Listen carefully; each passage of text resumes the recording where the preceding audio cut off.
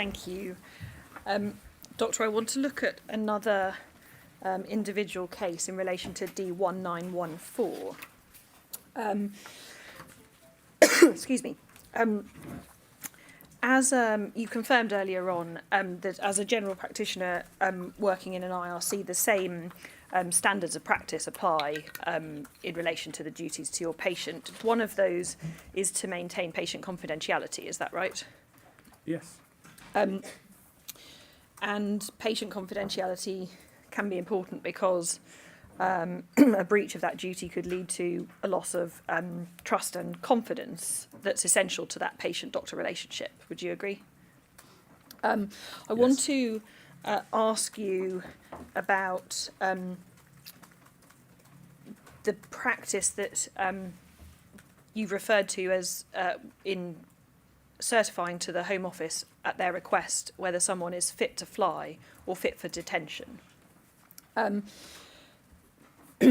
As you said, you would receive a request from the Home Office in the form of a question: is this detainee fit for detention? Are they fit to fly? Is that what would happen?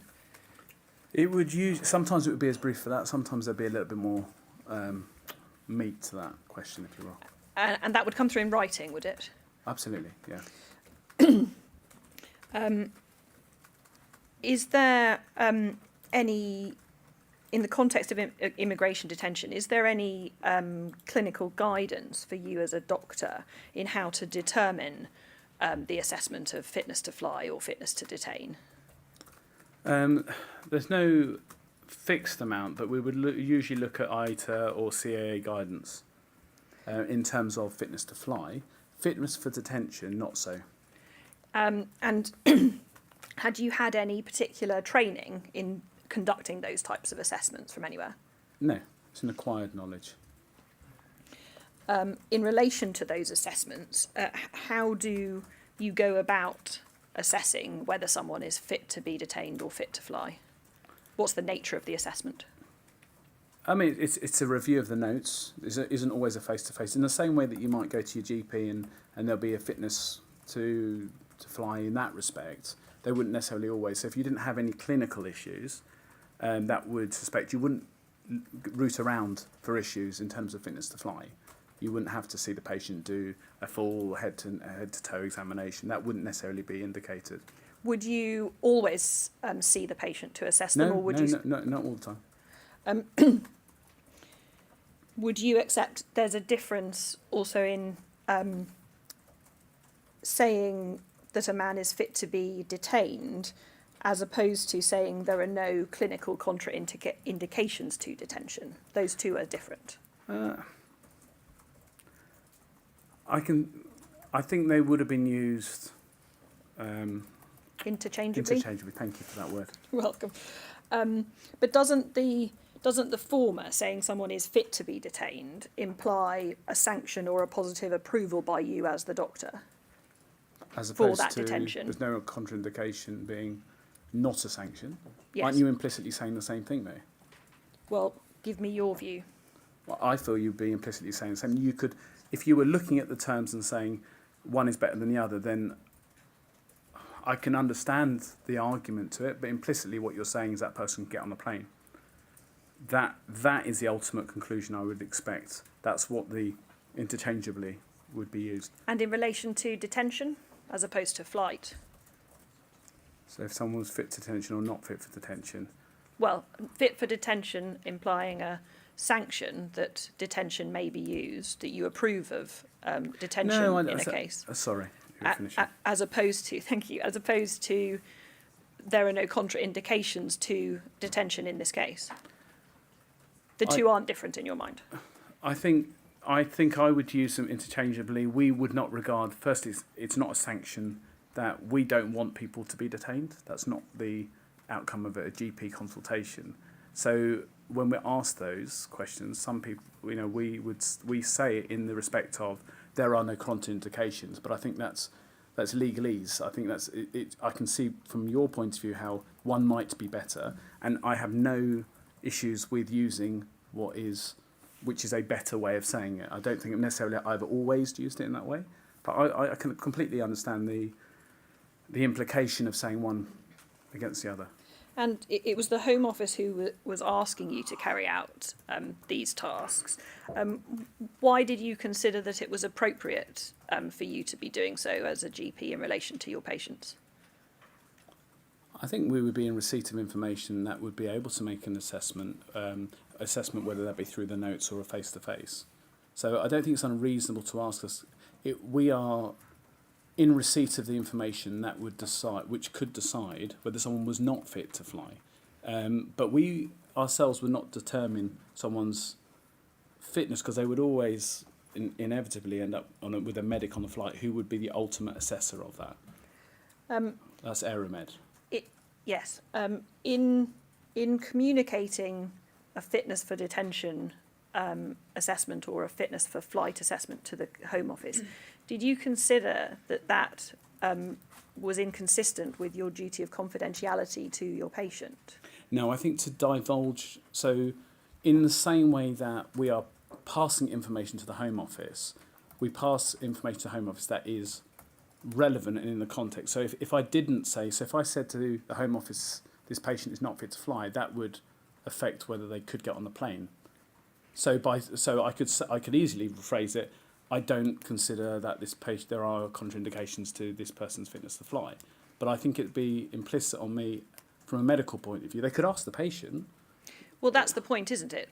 For example, under Rule 35, the patient has given consent for that information to go to the Home Office. Not always.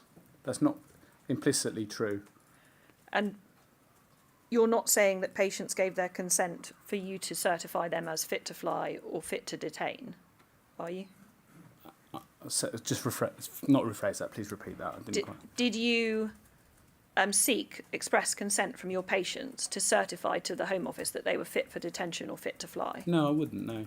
And so what is it that enabled you to give that information to the Home Office, given your duty of doctor-patient confidentiality with your patients? I don't think that falls under the remit of doctor-patient confidentiality in a setting that is... Why not?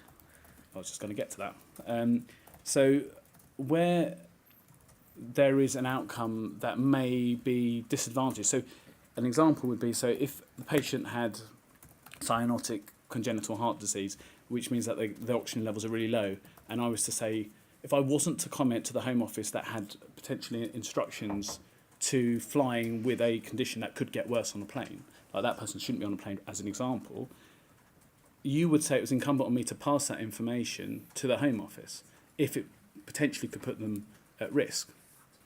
I would assume that's what you would say, right? I have to pass that information without their consent or with their consent. But that's a situation where it's necessary. Necessity to guard their interest, to further their interest, to protect their life overrides a duty of confidentiality. So can I just reply to... What is it that about fitness to detain that allows you to give that certification to the Home Office absent the patient's consent, when detention couldn't possibly be in anyone's interest? So are you implicitly saying that I shouldn't comment on detention? I'm asking... Because I'm confused, because isn't that what the Rule 35 does?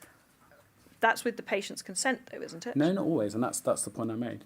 Because you would do, if you saw someone's mental health deteriorating, as you quite rightly pointed out, you might do a Rule 35, and that patient, if the patient said, I don't want that information to go to the Home Office, you would still pass that information because it's a safeguarding measure. In relation to D1914, if we can just look at that case. So if we look at, please, HOM 010972, please.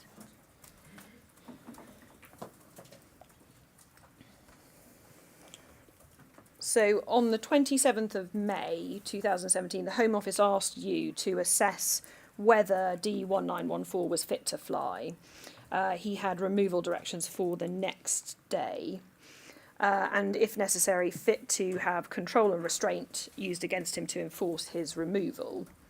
And the Home Office email notes the request on the 27th of May at 13:15 from the Deputy Immigration Manager. We scroll down.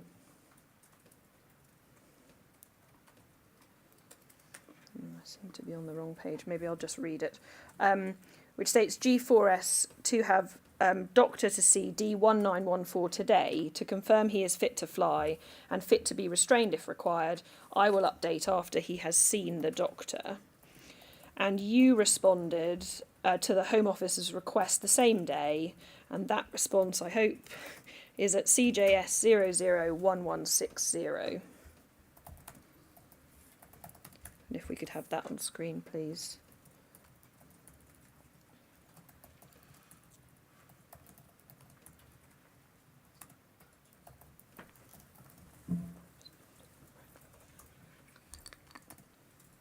There's the request. So that's the document I was looking for before, which is the Home Office request. G4S to have Dr. C D1914 today to confirm he is fit to fly and fit to be restrained if required. I will update after he has seen the doctor. At CJS 001160.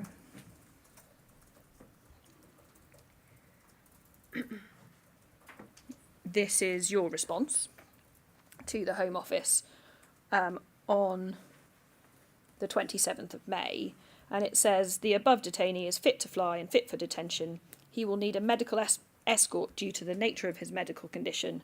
I am happy for reasonable force to be used, CNR, in order to facilitate the removal.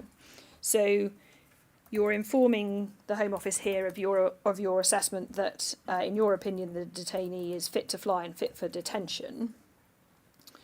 Do you think, his consent to make this disclosure to the Home Office in this case? I don't know whether I had his consent. And you didn't consider it necessary? So, no. If I'm unsure if I had consent, I think I mentioned before, we would not always seek consent for this kind of information. And can I just caveat that with, when often the reason why a detainee was, we had an inquiry in relation to this, was because someone else, a medical professional, maybe someone, might have then said this patient is not fit to be detained or not fit to fly. So then the question would be, are they fit to fly? And if I was to then say, I can't comment on this without the patient's consent, I don't think that would be very useful, because it may be that actually I agree with the other one. And if I said I'm not going to comment, that would implicitly imply that I disagreed. So either way, the rock and a hard place, that I have to provide the appropriate medical information to the Home Office, but not give too much details, because actually I need to put just the pertinent facts, because it's not a medic on the receiving end, and the GDPR I don't know if GDPR was in force at that point, but that would imply that I have to limit the amount of information that I give. That's where the consent and the confidentiality comes in.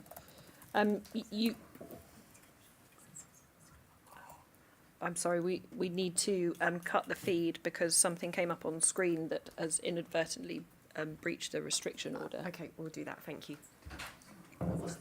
Do we just start using this then? No, it's just that there's a restriction order. We can take that down. On the names of formerly detained people, and if something is inadvertently shown, we Okay. have to I cut didn't the say feed. anything. No, you didn't say okay. anything, No. don't worry. It's All not right. your fault. Sorry. I think it was his date of birth. Okay, thank you. So we can resume, and Chair, there was an inadvertent breach of the restriction order. There is a general restriction order in place, but could I please ask that a specific restriction order is made in relation to that document? I will do so. I'm happy to do that now, and we'll follow up with paperwork. Thank you. Thank you.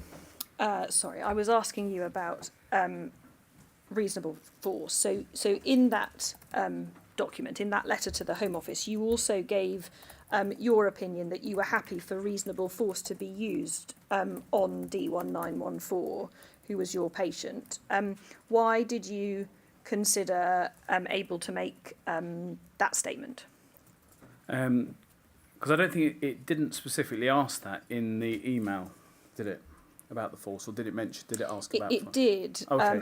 and it said confirm the doctor is to confirm he is fit to fly and fit to be restrained if required. But why did you consider that it was appropriate in your role as a GP to make that statement? So the question was asked. And if I was to reply that I didn't have a comment on it, it would implicitly imply that there was no contraindication to the use of force. So if someone had a broken arm and they were using force, and I hadn't said to the Home Office, look, you've got to be aware of this consideration. But that's slightly different, isn't it? Raising a contraindication is different from saying I'm happy for you to use force on him. But one implies the other. So by not mentioning and saying I'm not going to comment on that, the outcome would have been the same. I see. You say at paragraph 102 of your statement, the circumstances when it is permitted to use force on an individual is not an area that I am expected to have knowledge on. Have you had any training on the circumstances when it's permitted to use force on an individual? So I haven't had any formal training.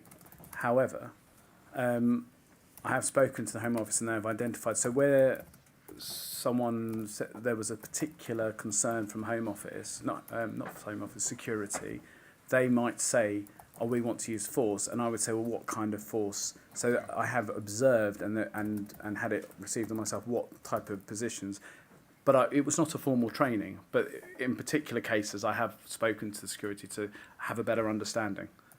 Have you ever observed the use of force on detainees to effect a removal? I think I must have done in the time that I've been there. I can't recall specific details. Had you received any training on the possible effects of particular techniques on a detained person in terms of their physical or mental health? No. So, given those circumstances, why did you feel qualified to assess whether that you were happy for force to be used on D1? So I think the term "I was happy" was an unfortunate way of writing it. I would, when I read that, I felt that it that did imply that you almost wanted it to happen, which was not the intention of that statement.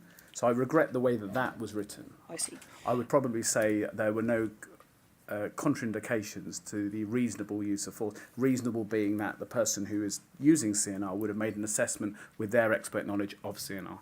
I see. Is a role on the use of force contained within your contract specification? No. What role did you consider that you as a GP had in terms of a use of force being used on a detainee? We didn't decide. That was not a decision in regards to use of force. It was not a medical decision that we said we would want someone to have use of force. So it's a security issue. Were you aware of the presence of a member of healthcare staff being present at a use of force that was planned? I was aware that was, I believe, one of the nurses or I think it was one of the nurses actually. I don't want to misspeak. Yes. Would have been there at most, or all of the CNRs, I believe, where use of force was required. Yes, and what did you consider that their role was during for their presence during a use of force? I would expect them to be there to make sure that there were no adverse outcomes acutely, that the officers who don't have any clinical knowledge knew when to pull back and stop.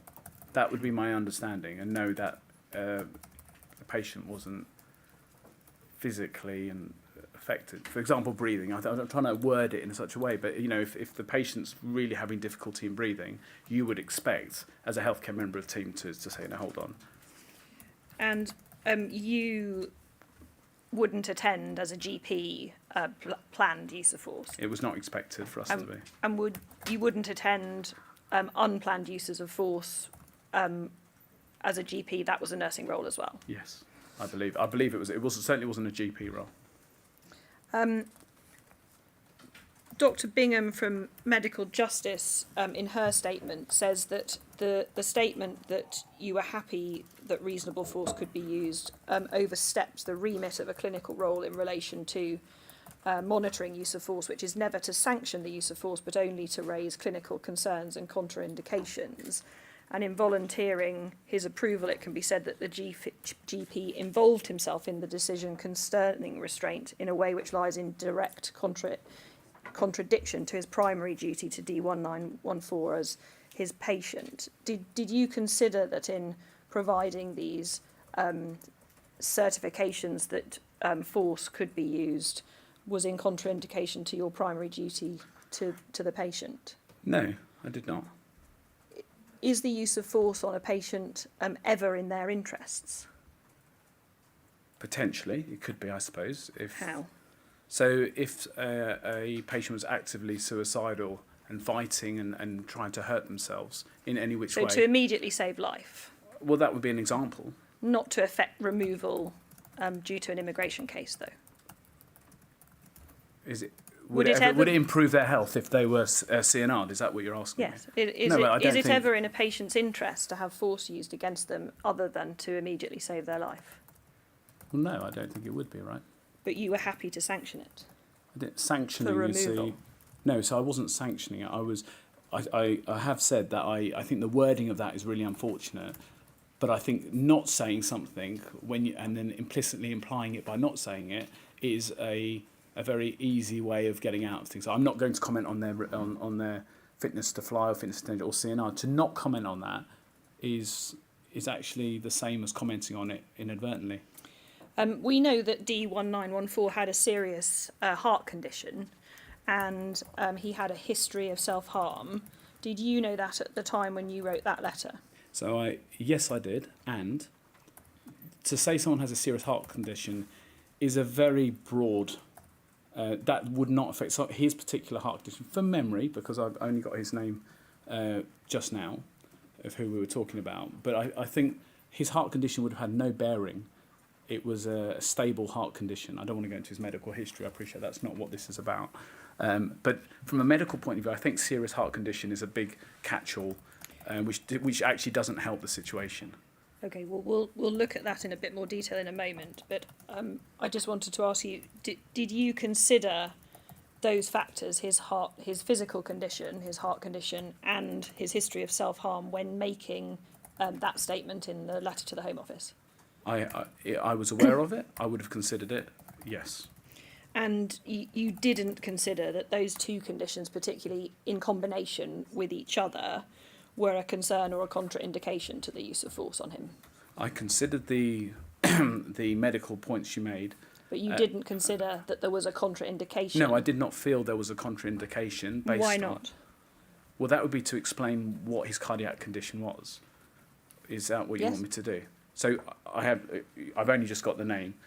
I think he had a pacemaker with some lines that went into the atrium and the ventricle from memory.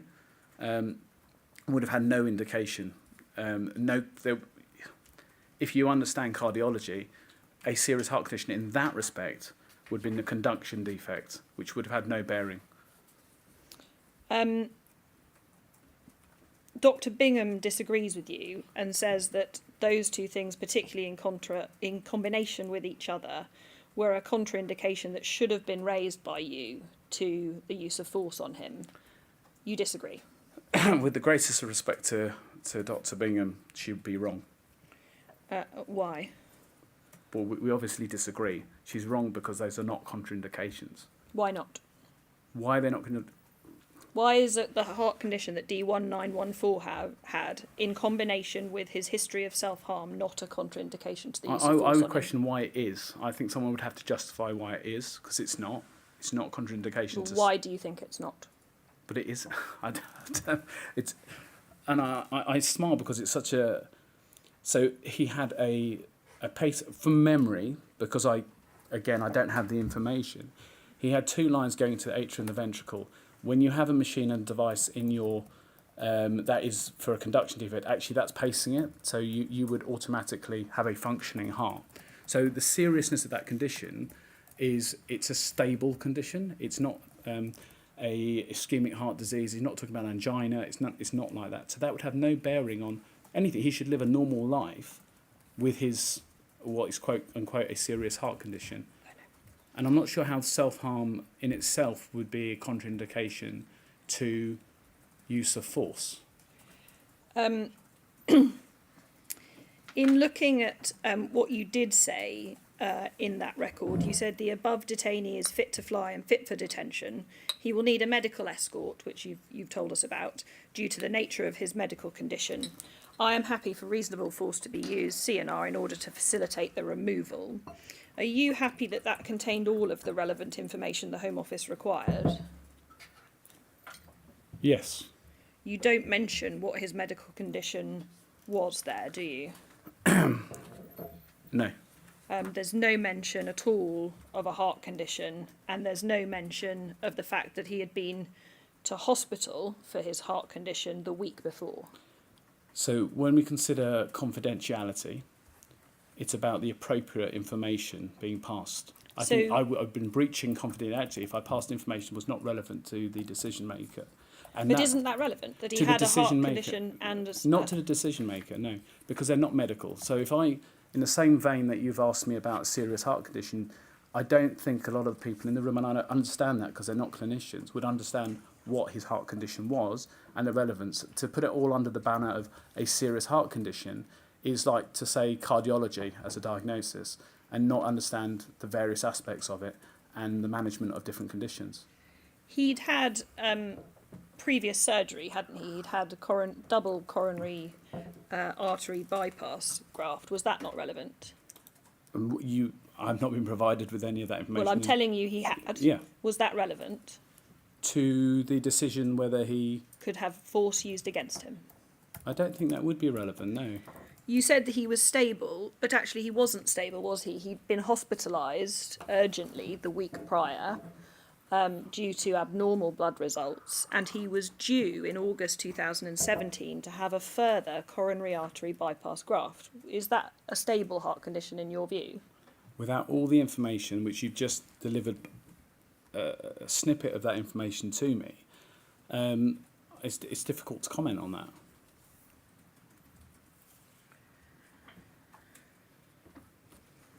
Sorry, when was he due his second bypass? August 2017. August 2017. And his hospital admission, what was the outcome of that? Well, he'd had abnormal blood results, and he had been seen in hospital and then discharged. And over what kind of Back time to frame was that? detention. It was the previous week. No. How long was he in hospital for, and what was the... See, I think the relevance of going to hospital is not as important as the diagnostic outcome of that consultation. So I think saying someone goes to hospital is not particularly useful. From a clinical point of view, it doesn't tell me anything. Are you aware of the British Cardiovascular Society 2010 Fitness to Fly guidance? I wouldn't be verbatim be able to recite it. That includes that someone at high risk includes if you're waiting for further tests or treatments. That would apply to D1914 in this case, wouldn't it? Did it specifically mention that it's a contraindication High for risk, flying? high risk No, but does includes... it say contraindication? That's you're asking me. I'm asking you whether you considered that guidance, that someone was at high risk if they were waiting for further tests or treatments. I consider that my statement was he is fit to fly, having considered his medical, his clinical medical history. So I would have made consideration of all of that. And the guidance says that to defer travel until condition is stable. Would you consider someone awaiting a coronary artery bypass graft to be stable? You can be stable awaiting a coronary artery bypass graft. With abnormal blood results the week Well, it before. depends what those blood results were. An abnormal D-dimer. D-dimer would not necessarily... It's not a particularly useful piece of information, D-dimer. It's in a context. And you're content that you considered all of those things when saying he was fit to fly, fit for detention, and you were happy for reasonable force to be used against him? Yes. And the reason that there's no indication of any of that consideration in the letter to the Home Office is patient confidentiality. Yes, because it's important to pass appropriate information to the body who's receiving it. They have to be able to understand it. If I told you what is a normal D-dimer, I would be surprised, and I could be wrong, that you'd know what a normal D-dimer or the relevance of the test. And it's not to do with cardiac. Why is there no mention in the letter to the Home Office of the history of self-harm? You didn't consider it to be relevant. In the letter I wrote, the pertinent information in which is about whether it's fitness, not fitness, that was the information. It was not a full medical summary of the records. Would a history of self-harm indicate, though, a possible mental health issue and a vulnerability? It would. Isn't that relevant to your opinion as to whether you're happy or not for reasonable force to be used? It would be relevant, but it's not. It wouldn't change my opinion on it. Isn't it a contraindication to force being used? No, I don't think that is. And I'd ask you if it is, then could you point me and reference me to absolute contraindications to those things? Because it's not that. Well, I've you not were seen the it. one making the assessment, And I stick by my assessment. in relation to the entries in the medical records on the 27th and indeed the 26th of May, there's no indication from the records that you had seen D1914 to assess him on either of those dates. Do you think that's because you didn't assess him prior to writing this letter? If I haven't written or there's no documentation to say that I've seen him, I would presume that I hadn't seen him and I'd gone by the medical records and the collateral information that was there. So the last time it's recorded that you saw him was on the 15th of May, which is 12 days earlier. Why did you think it wasn't necessary to assess him in person, to examine him in person before writing that letter? Because there would have been significant entries in the medical records and with the team and healthcare team. Because I think I mentioned before, we work as a healthcare team, so I trust the judgment and records that I don't feel you always need to see the patient to define a fitness to, particularly to fly.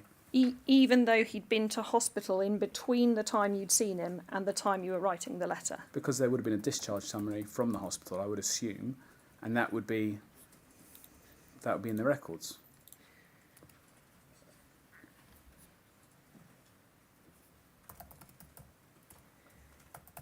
Did you consider that it was necessary to inform the Home Office of the nature of your assessment? In other words, that you hadn't seen him in person to write that statement to them? I didn't think that was necessary. But I would have remarked if they'd have asked me. The Home Office expressly relied upon you having seen D1914 on the 27th of May 2017 when certifying him fit to fly, fit to detain and happy for force to be used on him. They relied on something that wasn't true, wasn't accurate, didn't they, if they did that? If they did that, that would be inaccurate of them to assume. Were you aware that the Home Office were considering that when those types of letters were written, that a doctor had actually seen the patient to assess them? I wasn't aware that that was the case, and I never made statements saying that I was there when I wasn't there.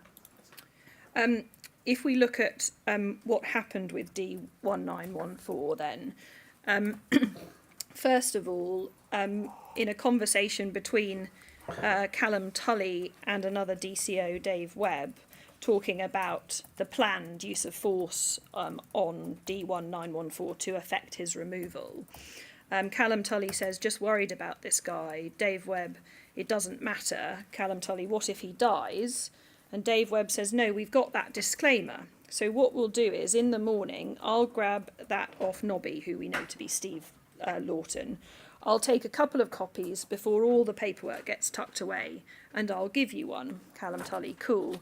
Dave Webb, so then in that way, if everything happens later on, you've actually got a fucking copy of the doctor's letter. Would you agree that that conversation seems to be DCOs expressly relying upon your approval of use of force on D1914? I think that shows a really unfortunate conversation, and in which poor they judgment. Relied upon whatever they choose to rely on, which wasn't, the letter was not, it was a Home Office, I believe the letter was to the Home Office, correct? Yes. Yeah.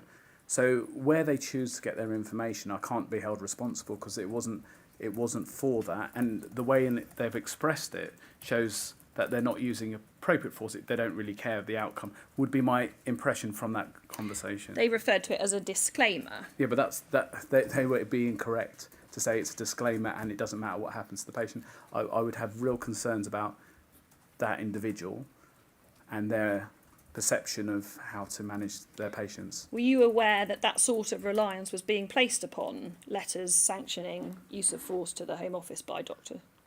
So I wouldn't endorse any of those comments. I think that's the critical thing. My letter was to the Home Office on the back of questions saying that presumably they were not fit to fly, not fit to detention, not fit for force, which would have been from maybe a third party. I don't know because I don't have all the details.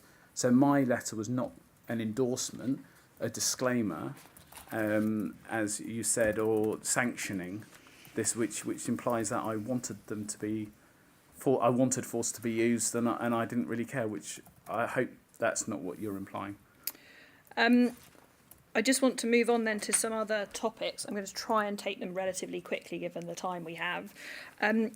You say at paragraph 49 of your first witness statement that the most significant health problems for the detained persons population related to the use of illicit drugs such as spice or NPS and mental ill health. Would you agree that there may be a link between the use of spice and mental ill health? I'm sure. And that probably goes both ways, that someone might be mentally unwell and so choose to use spice or become mentally unwell from having used spice. Yeah, I think that would be a reasonable assumption. No mental health assessments were being carried out routinely on detainees regarding the recurring use of spice, were they, at the time in 2017? I can't comment on that, but I did see that entry from Anton Boll after the individual you mentioned previously, and that would imply that there were mental health assessments. You didn't carry out? Oh no, I didn't carry out, but that wouldn't be expected for me to carry out. We have a substance misuse team that would link in, and if they had concerns, they would be linking in, and then if they felt that I needed to have an input, I guess I can't. I've only got two pairs of eyes and one person, so we rely on the whole healthcare team to work together. Are you aware of research and the view of the Royal College of Psychiatrists that people with psychotic illness, even if previously stable, are at risk of deterioration in detention? I can understand that. Were you aware of it in 2017? I would have been aware of that statement, not necessarily that it was from the Royal College of Psychiatrists, but... and they're also at risk of a higher risk of suicide. Were you aware of that? Psychotic people, yes. And psychosis in the detained population might result in missed healthcare appointments, a lack of engagement with mental health services or indeed primary care services, and potentially a loss of capacity to make decisions about treatment and attending appointments. Those seem reasonable conclusions. Yeah. Do you think you were aware of those at the time in 2017? I think I would be. Are you similarly aware of research showing that a high proportion of detainees in IRCs suffer from clinically significant levels of depression, PTSD, anxiety, and indeed a range of other mental health problems, particularly as a result of a history of trauma, including torture? I think that would be reasonable to say we do have a high proportion of individuals' mental health, which is, I think, the statement I made. And are you aware of research that suggests that detention is likely to precipitate deterioration of mental health in the majority of those types of cases?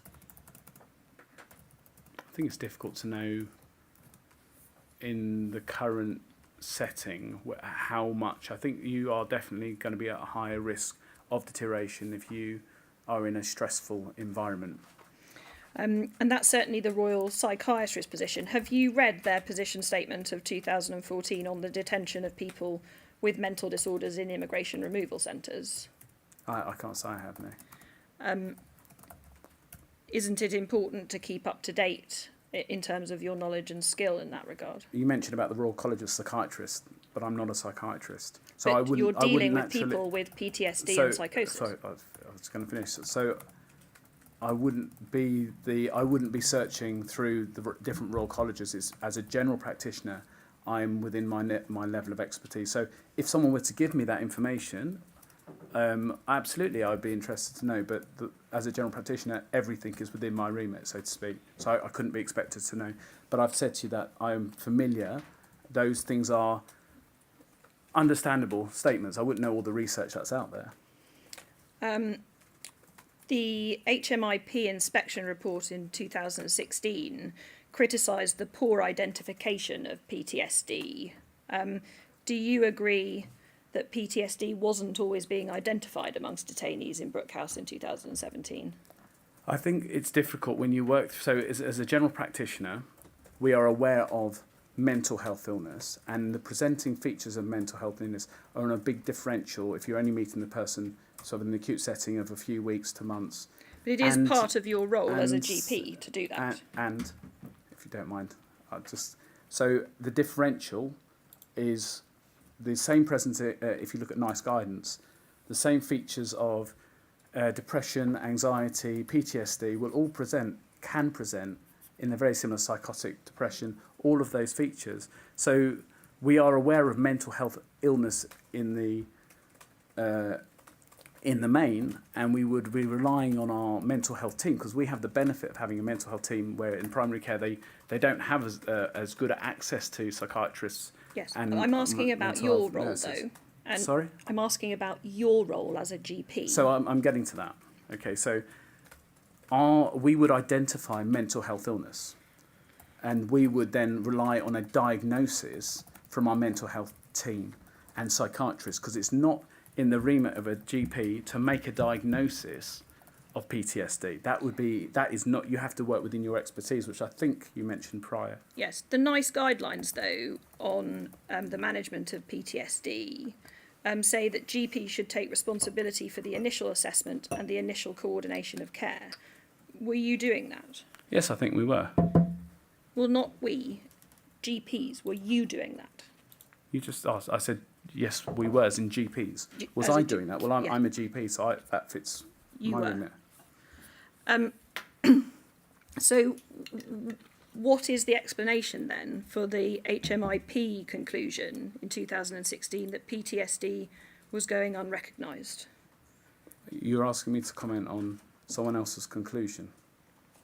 Well, you're saying you were doing it. Yes, I feel I was doing it. The I can't, HMIP said that it was going unrecognised. Do you have any comment upon well, I don't know how they arrived at their conclusion.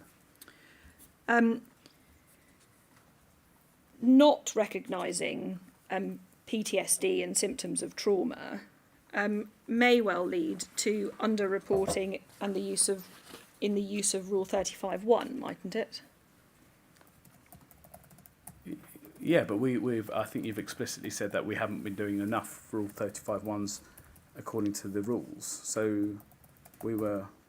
So those detainees who should have had a Rule 35(1), potentially because of symptoms of PTSD or a history of trauma, were being failed by those safeguards, weren't they? So the PTSD issue is whether you feel the PTSD, presumably if you're doing a Rule 35(1), is whether the PTSD is actually worsening in detention. Yes, there might be a likelihood, but it depends on the trauma. So if your trauma is unrelated to a detention environment and the landscape of it, then your PTSD might not get worse in detention. That's correct, right? So not everyone with PTSD will get worse in detention. Was that your view? I'm asking you. Well, as a clinician, Yes. not everyone's health worsens because it depends While on they're the in nature. detention. Yeah. Does it ever get better? Yes, it does actually. Yes. Moving on to mental capacity, it's something that isn't dealt with in your statements. How would you deal with detainees who may lack the mental capacity to consent to treatment or make other decisions, such as whether to attend appointments or not? So there's always in medicine a presumption of capacity. So there is a commonly held belief that if you sign capacity form, it's indefinite. If you say someone doesn't have capacity, but capacity is a very, it's a very variable. So it depends on the decision. Have you ever received training in the Mental Capacity Act? As part of my GP training. Not specifically with regards to working in immigration removal I think centres. capacity is probably across the board for your assessing capacity. I don't think it's any different in immigration. I see.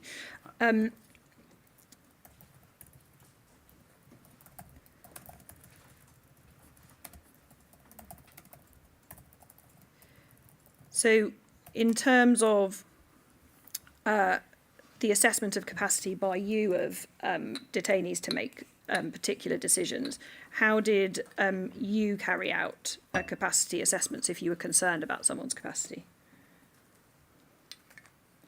So the first point would be, it very much depends on the case. So I think broadly, there is I think there are sort of four parts. At this very present moment, I wouldn't be able to tell you all of them because I'm, a certain number of stress and duress at the moment. But actually, in that question, if I was to approach a patient, I would make sure they understood the decision that they were doing, that they understood the reasons, that they had sound reasons, and just because a decision is not to what I would like or I agree with, that wouldn't necessarily mean that they didn't have capacity to do so. And you don't need a doctor or a nurse. You don't need a doctor to make a capacity assessment. How would someone come to your attention if there was a concern in relation to their capacity? Purely if it was about their capacity, I would expect my team to alert me to that. Did you consider capacity assessments to be necessary in the context of food and fluid refusal?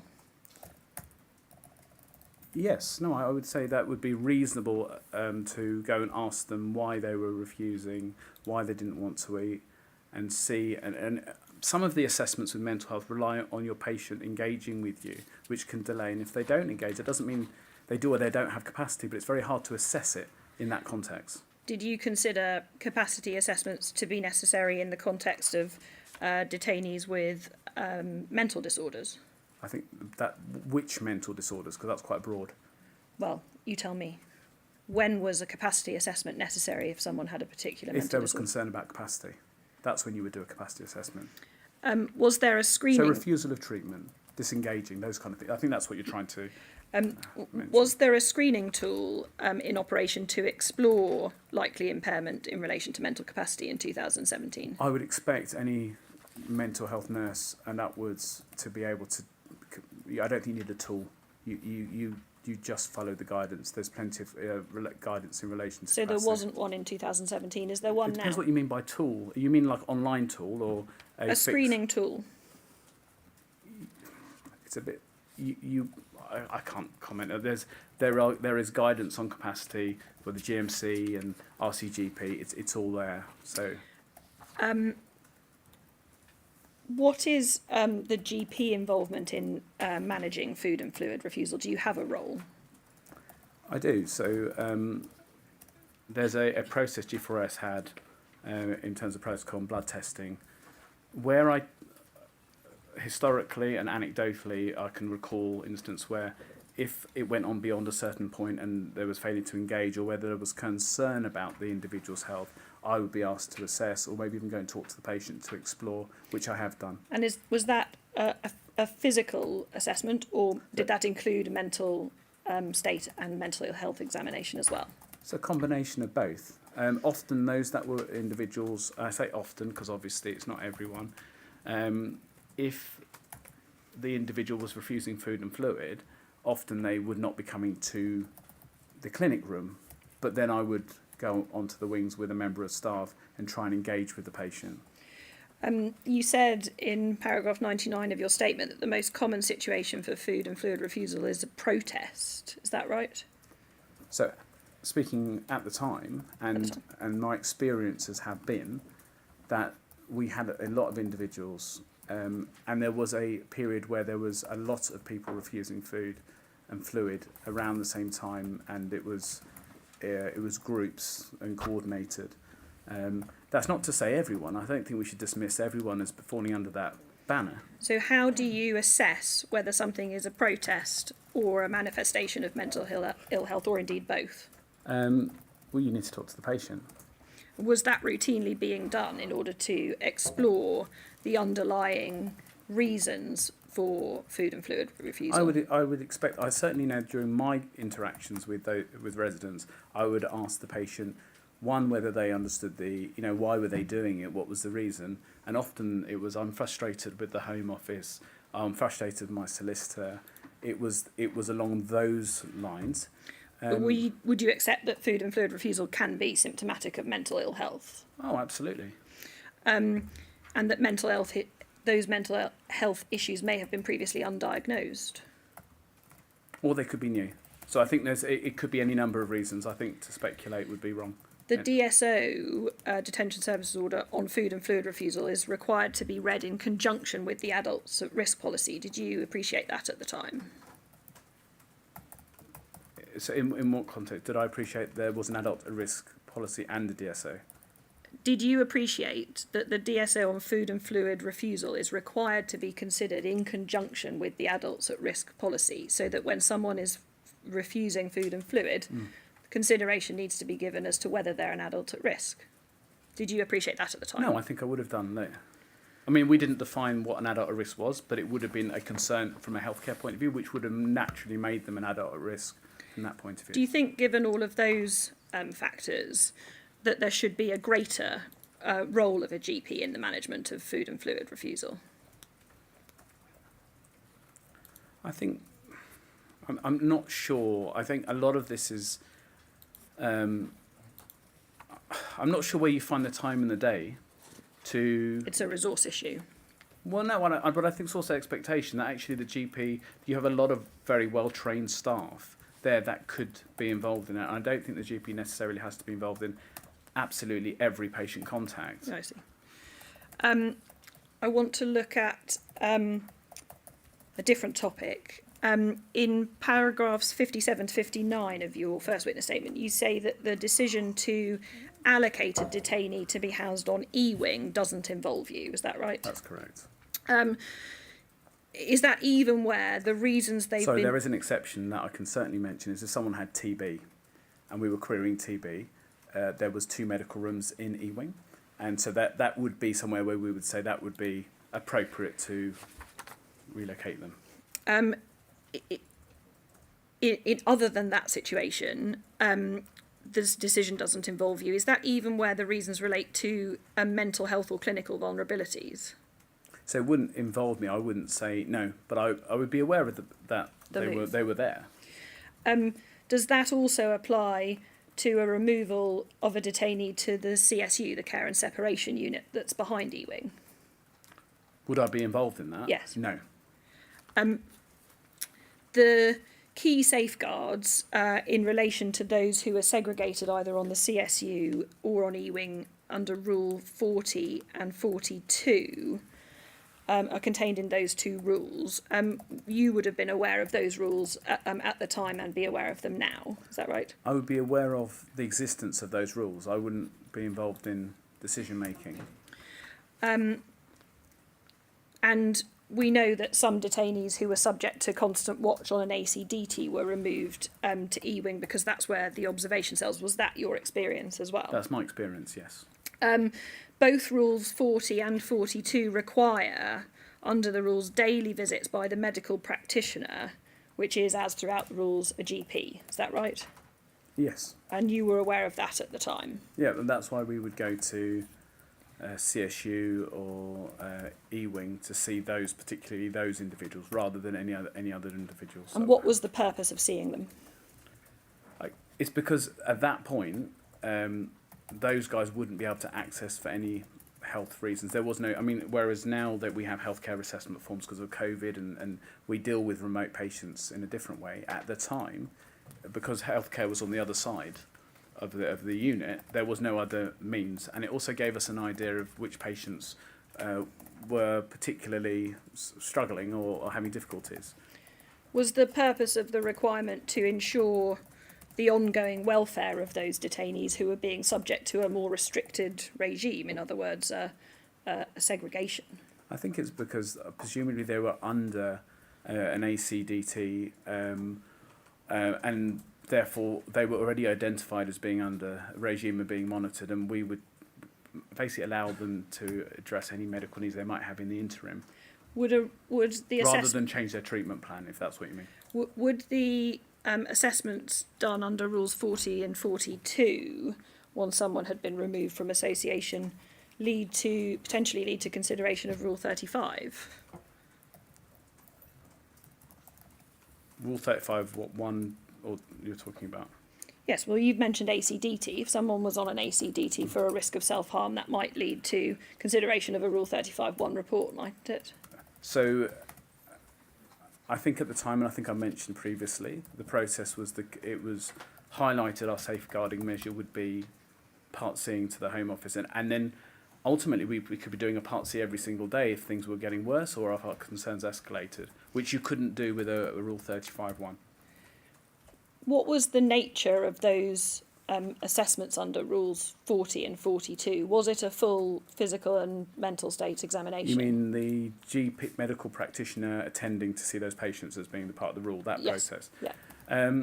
We would go up to the patient and ask them, whether there were any issues and any problems that they would deal with, and also we would comment on whether we had any concerns at that particular point. It's very difficult to put therapeutic interventions in the acute setting. So the ACDT was often in an acute setting, and that wouldn't be the best therapeutic environment. So, as far as you were concerned, the process was effectively about ensuring access to healthcare and managing acute issues. Yes. And booking, if there were non-acute issues, we could book GP appointments. But I think the idea, as an example of dealing with someone's chronic left leg arthritis, in the middle of what would maybe an acute mental health deterioration, we would have to say, well, actually, let's deal with your leg issue, then I'll book you an appointment so it's not missed, so they don't feel that we are not. And it would give them an opportunity to see the doctor and identify any issues that they had.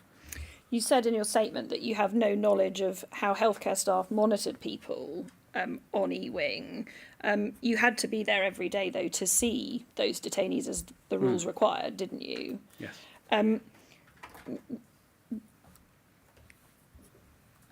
What would you record in relation to your daily visits to perform those assessments? So what I would expect now, and I can't say for then, but what I would hope, if good practice, would be to comment and document CSU rounds and then make an entry in relation to that on System 1. The entry, we've looked at an entry previously in relation to the 26th of April and D1527, which said history seen in E-Wing. He says he feels well today and no medical problems. I believe he presented with challenging behaviour Yes. overnight but settled and later became cooperative. Do you remember that one? I remember you putting out there, sure. Was that, we know he was on Rule 40 at this stage, was that in the context of the daily visit to assess him for the purposes of I Rule would 40? assume so. It's quite a short entry, isn't it? It's not a clinical environment to do further. You wouldn't do a physical examination or that respect in that context. So it is a short entry. I completely agree with that. But the role in that context was not to run an entire clinic and full assessment, and especially if they had no clinical issues that they were raising. Was that an adequate safeguard under the rule, though, for someone who was being segregated, removed from association and subject to a more restrictive regime, which might be damaging to their physical or mental health? I think asking a patient if they have any medical issues is a good starting point, and if they don't, I think to be exploratory, if they wanted to confide, if you have a very open posture and relationship, then they will tell you. I think to probe is probably not effective if someone's in the middle of an ACDT. If they say they feel well, you have to respect that patient's decision, but you have to allow the communication to continue, and that might not be on that moment they don't want to speak. You've confirmed that you wouldn't have any input into the decision whether to move someone onto the care and separation unit, the CSU. Do you think that there should be clinical input into that decision whether to move in the first place? I think in any secure environment, there is a combination. But if there are security issues or there are other Home Office issues that I'm unaware of, there's never harm in more people being involved in the conversation. I don't think communication is a good thing. In terms of your requirements, in terms of those assessments under Rules 40 and 42, there was a DSO covering Rules 40 and 42, removal from association and temporary confinement in 2017. Were you aware of the introduction of that DSO? I may have been aware of it. I can't comment, so I can't recall. Given your obligation to carry out those assessments under Rules 40 and 42, you should have been aware of it, shouldn't you, given it was your responsibility to do those assessments? So I've said I wasn't sure whether I had. So I would hope that I had, but I can't comment what I knew 5 years ago and what point I knew it.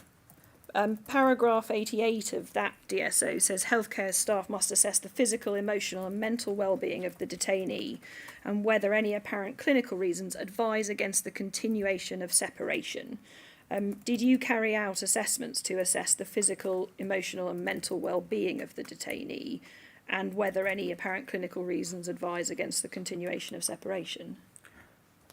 Was that part of your assessment?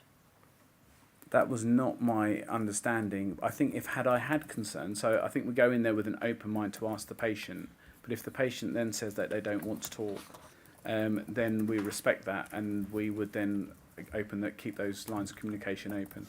Have you ever advised that a detained person should be taken out of Rule 40 on medical grounds? I have never done that. We have had concerns if someone's been, if we see someone's in Rule 40 and it's a period of time, but this often gets reviewed frequently, and when we go and visit we will notice if someone's been there or if they're getting worse, and then we would have discussions, and that's why we might speak with the security team. We had good open communication with the Home Office as well as the G4S secure team, so the communication was there if it needed to be. Last set of questions briefly. The Home HMIP report on from 2016 made this comment about Rule 35 reports. It said, although very brief, Rule 35 reports in our sample gave clear, helpful findings on scarring, but did not provide an adequate safeguard for detainees with post-traumatic stress disorder. Some Rule 35 responses were poor, but a third of reports had led to the release of the detainee more than we usually see. Were you aware of that finding in relation to this report at the time, do you think? I think I may have been. I was certainly working, I think, in 2016, I believe. So what action, if any, did you take to address the assessment of post-traumatic stress disorder and the quality of Rule 35 reports overall? So any time we had concerns regarding someone's mental health, which would include a differential along the signs of anxiety, depression, PTSD, all of those, we would refer to the mental health team, and then they would take up and institute treatment assessment in that respect. So we were identifying in the broad spectrum PTSD, which doesn't in itself present in isolation. I see. The report also said that there were no regular healthcare checks carried out to determine the impact of detention on the mental health of detainees. Combined with the general lack of oversight, this meant there were no effective arrangements to monitor vulnerability over time. Do you agree with that? That's the broader scope of healthcare. So if that's what they identified, I would hope that the recommendations were implemented after that. Did you take any action to arrange for regular healthcare checks of vulnerable detainees as a result? So I'm a subcontractor. I don't think we were even subcontractors then, if I'm correct. Were we? I don't know.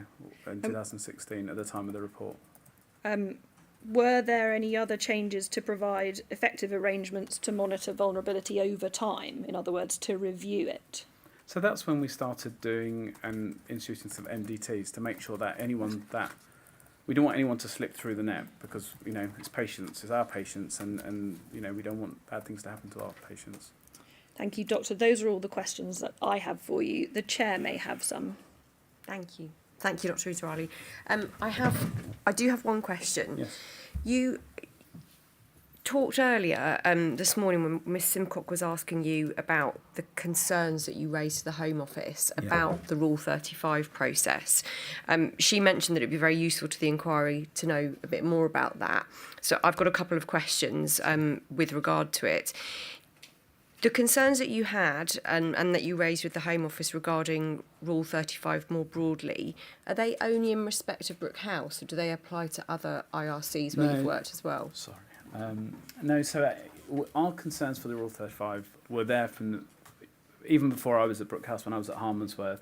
And the culture, I don't don't want to take up too much of everyone's time because I've been here way too long. But we had real concerns. I certainly had real concerns about how it was being used and the Rule 35 being different for different parties. The Home Office using it in one way, patient advocacy groups using it in another, solicitors using it, and that put pressure on the GP. Never really satisfying anyone because and therefore, I come from a paediatric background, and especially within that context, safeguarding is huge. It's really important to us. I'd rather have a tool that works to highlight the people that shouldn't be in detention. The problem we have is, and I know I'm digressing, but certain groups will say they have political, they have their own political agenda in terms of they feel that detention itself is wrong. And so their input is certainly useful, but then doesn't help us, because if no one is fit for detention, what is the role of the GP? Is it just to corroborate that no one's fit for detention? And what our issue was, we felt there was a push at one point for Rule 35.3 for victims of torture, the broadening definition, which meant actually, you can see this in the data, that actually, is it 15% get released or even less based on the Rule 35s? But that's because as the definition got broader, it became so broad that you were just doing Rule 35 for torture claims all the time, which really isn't the... Dr. Hard made a good point. It's not really what we're there for. We're clinicians. Don't ask me about torture. I want to do and make a difference. So when we went to the Home Office, we were very clear in saying, pull this away. Allow people to claim torture and give their details. That doesn't need a doctor sat there. But what we do want to do is highlight those where mental health, physical health issues are, and even the breadth of the physical health issues that fit, they're given almost as much weight as the mental health issue, when what we really see is mental health conditions. And it wasn't clear.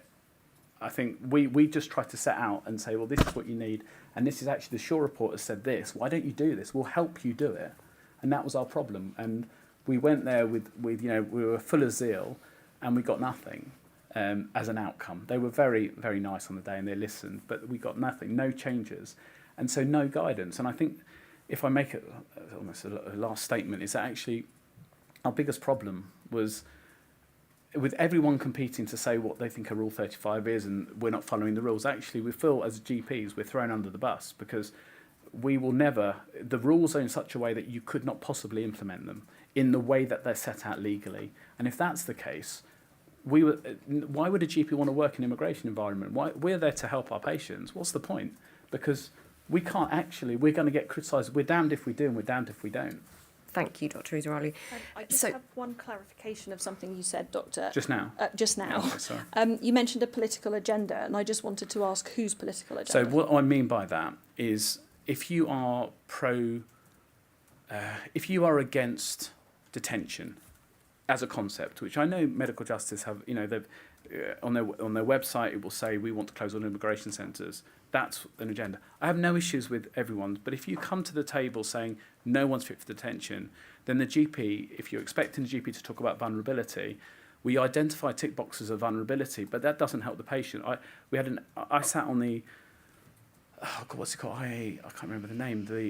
A group with all the advocacy groups. I sat there in my own time to try and talk to people to see how we go. And the psychiatrist that was on there, I can't remember his name, actually said, I was saying, just identifying someone as vulnerable is not hugely effective in identifying, because people have resilience. You could be you could be a victim of abuse, be an abuser, or be an abusee. The outcomes vary. To say that one person, because of a history of trauma, is going to come out one way, what we really need to know is build up to a situation where actually vulnerability means something. So we used to have people come up to say, I feel I'm medically unfit for detention. I've got blood pressure and diabetes. And actually that tick boxes on the adults at risk, diabetes, but it's in the same area as PTSD. And we can manage blood pressure and hypertension and things like that. But it was the perception of using the Rule 35 in an immigration context, and we would love to separate the two and say, look, we'll do your healthcare because that's important to us. Did that answer your It question? did. I'm sorry, and I No, interrupted. no, Do you have any not, more? not at all. No, I just a follow up to what you've said, Dr. Uzarali, which is very helpful. Thank you. Do you have the same concerns as we sit here today? Do you know what? Although I haven't necessarily enjoyed my entire experience, so to speak, we as Dr. Syed and myself, we want to improve the service. We want to be able to navigate and provide good healthcare and do best by our patients. But it doesn't help if we are the villains of the story, when actually we're the only guys in this room, and I respect everyone else, who actually provide healthcare. We're the ones working to deliver healthcare to our patients. And I think to vilify that is really dangerous, because you'll have no one working in any kind of challenging environment if you don't support them. And we have looked for support and received nothing. I was going to say a bad word there, but nothing. And that's really upsetting for people that actually have given 6 years of their life to immigration medicine, because it's a speciality in itself. What I would ask Dr. Uzarali is if you can provide as much information to the legal team for the inquiry to set out all of those concerns that you shared, when you shared the concerns and with whom you shared them, because that's very important for us to understand. We did provide the team with, we did slides and sides in the room, but we've got a lot of the information. We're happy to work with people, but the Home Office is a beast. It's so big that no one can actually make any changes. That's the experience that we have, but we do want to make a change because it's good for everyone. Thank you. I have no other questions. Thank you. I appreciate it's not an easy experience, Yeah. as you've acknowledged, but it has been very important to hear from you today. And I know you've been with us for a long time, so I believe we'll take a short break now. 15-minute break. 3:30, please. Thank you very much. Thank you very much. Dr. Uzarali. Thank you. Thank you.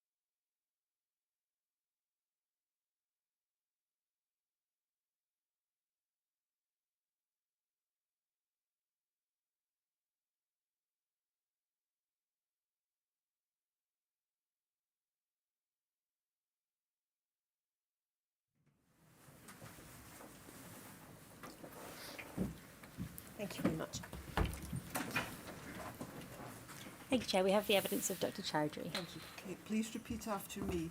I do solemnly, I do solemnly, sincerely and truly sincerely and truly declare and affirm declare and affirm that the evidence I shall give that the evidence I shall give shall be the truth, shall be the truth, the whole truth, the whole truth, and nothing but the truth. and nothing but the truth. Thank you. Please take a seat. Thank you. Thank you. Good afternoon, Dr. Chowdhury. Hello. Could you confirm your full name, please? Yeah, it's Dr. Said Ahmed Chowdhury. And you should have a folder of documents in front of you there. I do. I may refer you to those or Sure. show them on the screen. Sure. And at tab 1 of that folder is your witness statement, which you made to the inquiry and signed on the 10th of February 2022. You might just wish to have that open in front of you, and if I ask you a question about it, I'll tell you what page I'm on. It's sort of in 2 parts, but it's just one single witness statement. Chair, I'll ask for that to be adduced in full, please. The reference is DRC 000001. Thank you indeed. And what that means, Dr. Chowdhury, is that we won't go over everything in your statement today. That's already in your evidence, and the Chair and the inquiry has that. We'll just focus on some key issues. Sure. So first, could you help us with your medical qualifications? Yeah, so I'm qualified as a doctor in 2004 at King's College, London. I then went on to do GP training, qualified in 2011.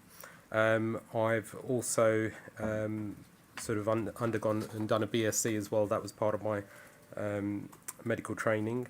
I have worked as a locum GP in surgeries, and then have also started working at Brook House in 2017. Thank you. I'll stop you there. So you mentioned the locum roles. So Yeah. just to confirm, before joining Brook House, you had locum roles, as I understand it, firstly as a community GP, Yes. out of hours, Yep. in care homes, and also for a clinical commissioning group. Yes, that's correct, yes. And had you ever worked in an immigration detention setting before Brook House? No. Had you worked in any prison or other secure environments? No, not prior. And did you have any experience, I suppose, perhaps in the community, of working with asylum seekers or refugees? Some experience from some of the work that I was doing in general practice, yes. Because I was working actually in Croydon. And in Croydon, I think that's where there was quite a lot of these sorts of cases. Yes. Patients were actually there that were with the Home Office and having immigration, dealing with immigration over there. So indirectly. Indeed. And you say at question 5 on page 2 that you'd heard a lot about working within an immigration centre, is that right? That's correct. Who did you hear that from? From Dr. Israeli. And what did he tell you about it? Well, I knew he was working there at the time. Myself and Dr. Israeli were actually have been friends for some time. Mm-hmm. So often with colleagues you would talk about the work that you're doing, and so it was something that was interesting, different and challenging. And as you say on page 2 at paragraph 3, you said, I've worked for G4S since February 2017 until currently. Now, just to be clear, you have never been an employee of G4S, I understand. I'm not any, no, as a subcontractor. Yeah. And no longer subcontracting with G4S? No longer with G4S. I think at the time I wrote this statement, we still were. I think they were in 2 parts, yeah. I see. And you and Dr. Israeli, in fact, I think as he confirmed earlier, are co-directors of the company Dr. PA Limited. That is correct. So you joined Brook House in February 2017, so immediately before the relevant period we're looking at, which is April 17 onwards. Obviously, it's a very different working environment to care home or community GP. Yep. And you'd agree, I suppose, that the people who you're dealing with have different medical needs. Yes. Similar. Our requirement was to be a GP. Mm-hmm. So just to state, so the prerequisite of working there as a clinician was to be a GP. And so having been a GP and worked in a wide variety of different clinical situations, I felt that actually, that's adequate. That's what was required, if you like, and I was a qualified GP. So I felt competent from that perspective. And you said before you started you had the opportunity to do a shadow day? Yes, had a shadow day with Dr. Israeli. Mm-hmm. Spent the whole day with him, seeing how things were done and how things operated. Yeah. Yep. And you had, as you say, a Rule 35 training session, which we'll come to. That is correct, yeah. Did you undertake, apart from the Rule 35 training, any other training about the specific issues that might arise in immigration detention? I did. I mean, what was one of the things was substance misuse. So actually, I went on in 2017 to go on to the RCGP Part 1, substance misuse, and then subsequently, 2 years later, first Dr. Israeli did the Part 2, and then I did the Part 2, because that takes a bit longer, about a year or so, so we just did it one after the other. But that was something that I felt was required sort of a bit more than just being a general practitioner, and it's something we completed. And in addition to the substance misuse additional training you did you familiarise yourself with the rules in place in a detention centre, and specifically those which relate to the roles, powers and responsibilities of GPs? The rules. So Rule 35, which we'll come on to. Yes. Rules 34, 40, 41. So I was definitely informed of the processes. The Rule 34 appointments that we had. So that was explained to me. I was doing that. Rule 35. We went to a training day, I believe, in 2017 in January. So that was before I started at Brook House too, and actually got to meet a lot of the other GPs working in other detention centres as well. So that was quite insightful. Yeah. And you said you were informed of Rule 34, so the initial assessment. Yeah, absolutely, because Rule 34s were booked in as part of your sort of day-to-day, so it was, you couldn't avoid it because it was on your clinic list, so I would have known about Rule 34s being initial appointments, yeah. Do you remember who informed you about Rule 34 and how it worked? I can't remember specifically. I think everybody understood. It was like everybody's knowledge, because, you would talk about the new arrival appointments is what we called it. It was the Rule 34s. So everybody would talk about, that patient's going to come and see you at the new arrival appointment and things like that. So it's just understood that we would be seeing the sort of patients the next day. And what about Rules 40 and 42? Did you make yourself aware of those before you started, if you recall? I don't recall making myself aware before, but I understood the processes sort of, whilst I was there. I can't recall, the exact details from these documents, but definitely we would come across, patients that were sort of under those rules. And would it be fair to say, but correct me if I'm wrong, that you took the lead from Dr. Israeli as someone who'd already been there and learnt processes on a day-to-day basis from him? Absolutely. So with Dr. Israeli, our relationship, you have to take lead and sort of, whilst you're finding your feet, but that doesn't mean that your clinical decisions are the same. So it has to be stressed that I'm an independent GP, I make my own clinical decisions. But when it comes to processes, of course, yes, I would talk to and discuss with my colleague, yeah. And Ms Simcock asked your colleague about this. I suppose you'd also accept, wouldn't you, that you have a responsibility to be familiar with guidelines and developments that affect your work as a GP? I think so, yes. You do have responsibilities, yeah, but the requirements, just to clarify, the requirements for working in the immigration was a GP. There wasn't anything in additional that we were asked to do, except maybe the sort of RCGP Part 1 substance misuse, which I felt was something I needed to do. So in my competence as a GP, I felt able to sort of undergo the work. And it's also a requirement, isn't it? This is from good medical practice, but it's a general requirement to keep up to date with and follow the law, GMC guidance, and any other regulations that are relevant to your work. Of course, yes. And it's a fundamental part of good medical practice to make the care of patients your first concern. Absolutely. Would you endorse that principle? Absolutely. So before you started, you said you had a day shadowing Dr. Israeli, so you got to know a bit about the centre. Absolutely. Just see the things that I was learning about Rule 35 in practice. So I sat in to see how Dr. Israeli was doing the Rule 35s, sat in new arrival clinics and actually just see the patients, and sort of just meet the team. Yeah. I'm going to ask you about a number of individual case studies now. So I'm Sure. going to speak about individuals. You've got a list of who I'm referring to, but we're calling them by their D numbers. Yep. And I'll take you where necessary to their medical records. Sure. So the first is D1713, and if we can get on the screen, please, BHM 000005, and it's also at tab 17 of the bundle. But I'll show it on the screen if it's easier to see it there. We go to page 3, please. So this is from the medical records of D1713. He has an initial health screening at Brook House on the 1st of April 2017. And if we go to is this page 3? Yes, it is. There's an entry at 0523 by June Watts there. That's a healthcare assessment. So you can see that longish entry. And at page 4, June Watts was asked to see him as he was having hot flushes and flashbacks, and a doctor appointment was made. Sure. So we see your entry at the bottom of this page, and this is, as I see from the records, your first contact with this patient. Yes. And it says, history, patient mentions getting flashbacks of his childhood and mentions having flashbacks for time. Mentions was scared to look in the mirror, was going to harm himself. Mentions when by himself has flashbacks. And overleaf. It says he's been here since age 21, doesn't know who his mum is. Mentions had scars from being cut on the face and the back. Mentions not eaten, no appetite. Mentions not wanting to lose it. Mentions scared of himself. Mentions was by himself, at home, no criminal records. Mentions worsening. Mentions mum brought patient here when he was younger. Patient tearful, +++, that means very, I think. Appears genuine. Says he feels scared.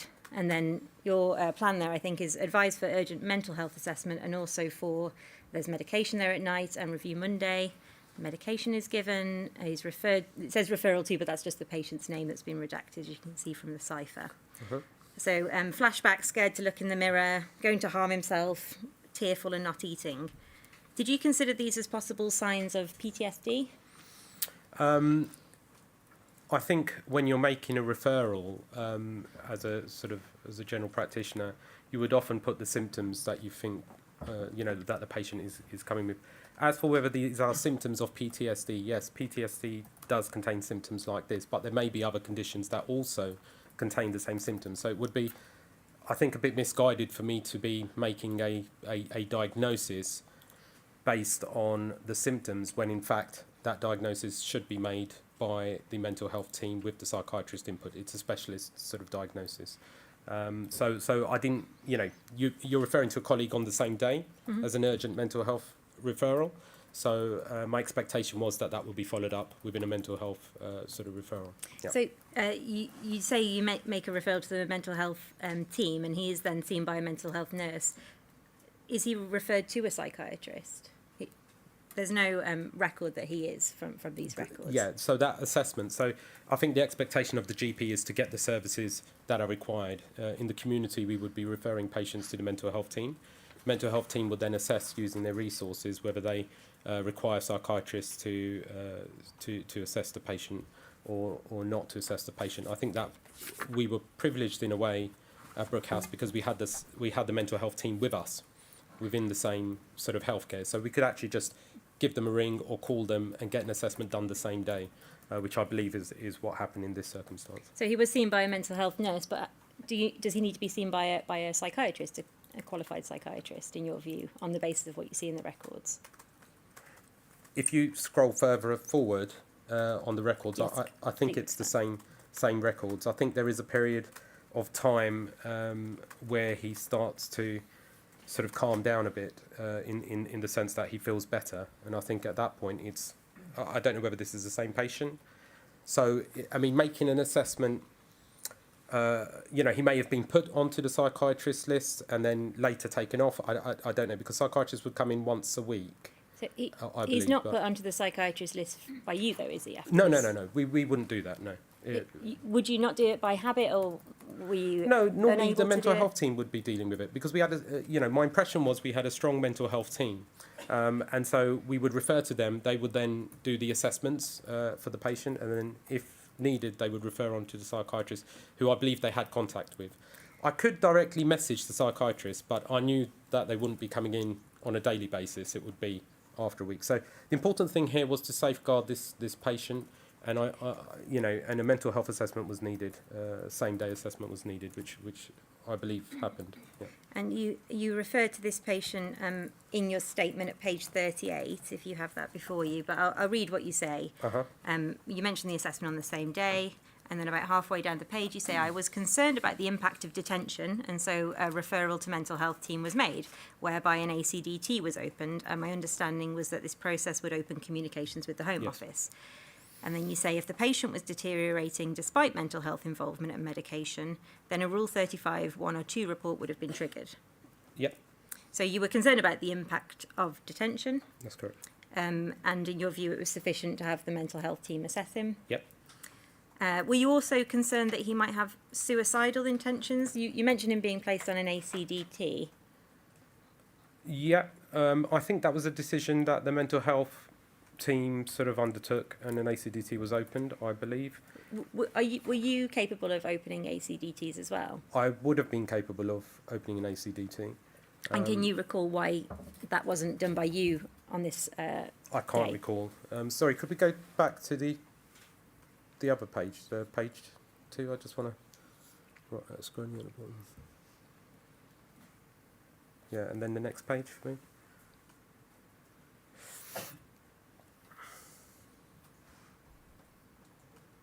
Yeah, I don't know why I didn't open up an ACDT myself, but I don't know. I don't know if I did or didn't. I can't If you remember. didn't, should you have?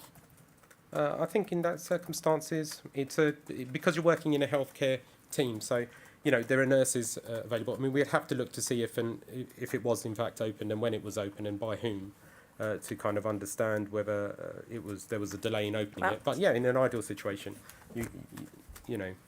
I might be able to help you with that because we Yep. see in the longer entry at 18:20, so it's 6:20 in the evening, Yes. right at the bottom of the page you see, was later seen by SDICS and was placed on ACDT with hourly observation. So I it see. wasn't done until that evening. Yeah, Obviously okay. you saw him much earlier in the day Yeah. and you could have opened one then.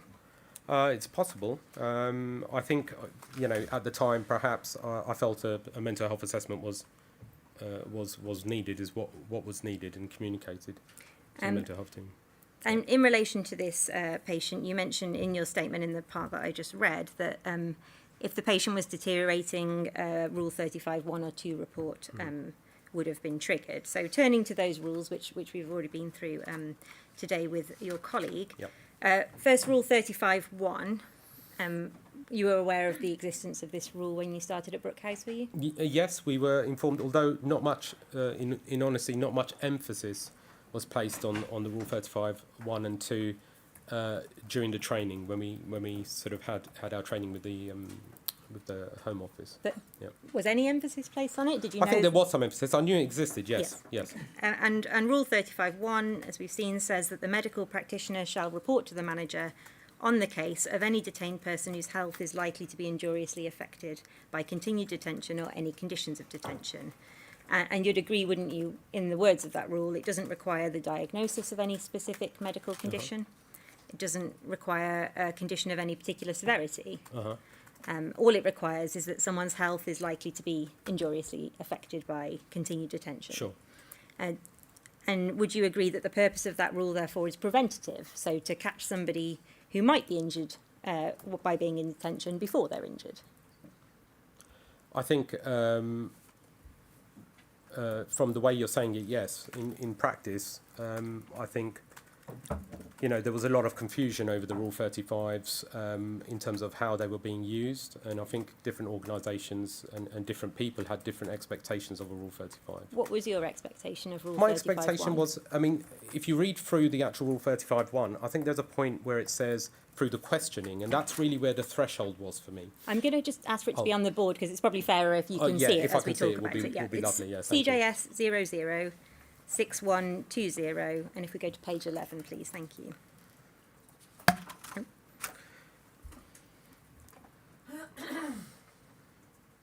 And just to highlight 35, thank you. So just looking at 35.1. Oh, sorry. Yeah, the actual report that we fill in.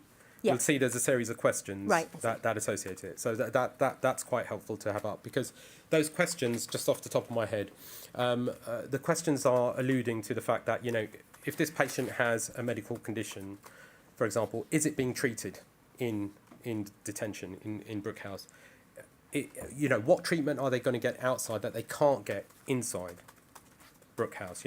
So they're the kind of leading questions that kind of made me understand that this document was really, if we were unable to treat or help or manage patients within the immigration centre, that we would need to be filling that out. And in practice, it didn't automatically mean that they would be released. Yes. And I think that was also part of the problem with the Rule 35 1s, 2s, and 2s. Obviously, we had Dr. Israeli, and you've mentioned that they weren't completed, but Rule 35 3s as well. That we would complete them, but they wouldn't actually result in the patient, in the outcome that was desired by the patient, or even sometimes desired by us. And I think there's example of that in one of the cases Yes. of Rule 35 being rejected. We'll come to Rule 35.3 shortly, but just Sure. to clarify what you say there about Rule 35.1, so you've accepted that the wording of the rule requires reporting to the manager any detained person whose health is likely to be injuriously affected by continued detention, but you think, or your understanding at the time, was that due to some of the questions on the form and the way that you'd maybe learnt about it, Absolutely. you had to first consider whether they could be managed in detention? Absolutely. I mean, if somebody feels low in mood, okay, potentially that could result in, God forbid, suicide. Okay, it's a spectrum, of progressive worsening.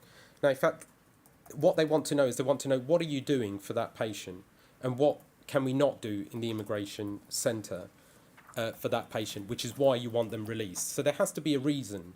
That was my understanding at the time, and I think I still hold that understanding based on the questions that are being asked. So whilst it's all-encompassing in terms of diagnoses, both medical and mental health diagnoses, I think the specific questions that are being asked are kind of narrowing it down to a kind of more, you have to be very robust in your answers. And I think that's part of the reason, but not the only reason, why Rule 35 ones were perhaps not being done as frequently. So if you considered that somebody might be injuriously affected by their detention, but then you had in mind, actually, if I answer these questions, I'd probably end up saying that we can manage them to a certain degree, you might not get to the level of completing the report. It's true, and also we would have to explore that. We would have to explore it. And another caveat to that, so we would do the Part Cs, the communications with the Home Office. So if I felt, for example, that a patient may not necessarily might not be able to do the form for whatever reason, I would communicate using a Part C, which I found to be as effective as Rule 35s, and sometimes, depending on how you use the Part Cs, communication with the Home Office more effective than Rule 35s in actually getting patients to be released from detention. So we'll come to Part Cs in one sure, of the sure. cases that we're going to look at, but you just mentioned that your understanding at the time was based not just on the wording of the rule, but also the forms. The And can you just help us with kind of where you gain that understanding of how Rule 35.1 should operate in practice? From the questions. So And experience. So, for example, there's a case, I think, where a Rule 35.1 has been completed on a detainee. And in actual fact, instead of releasing them from detention, they got moved to Brook House.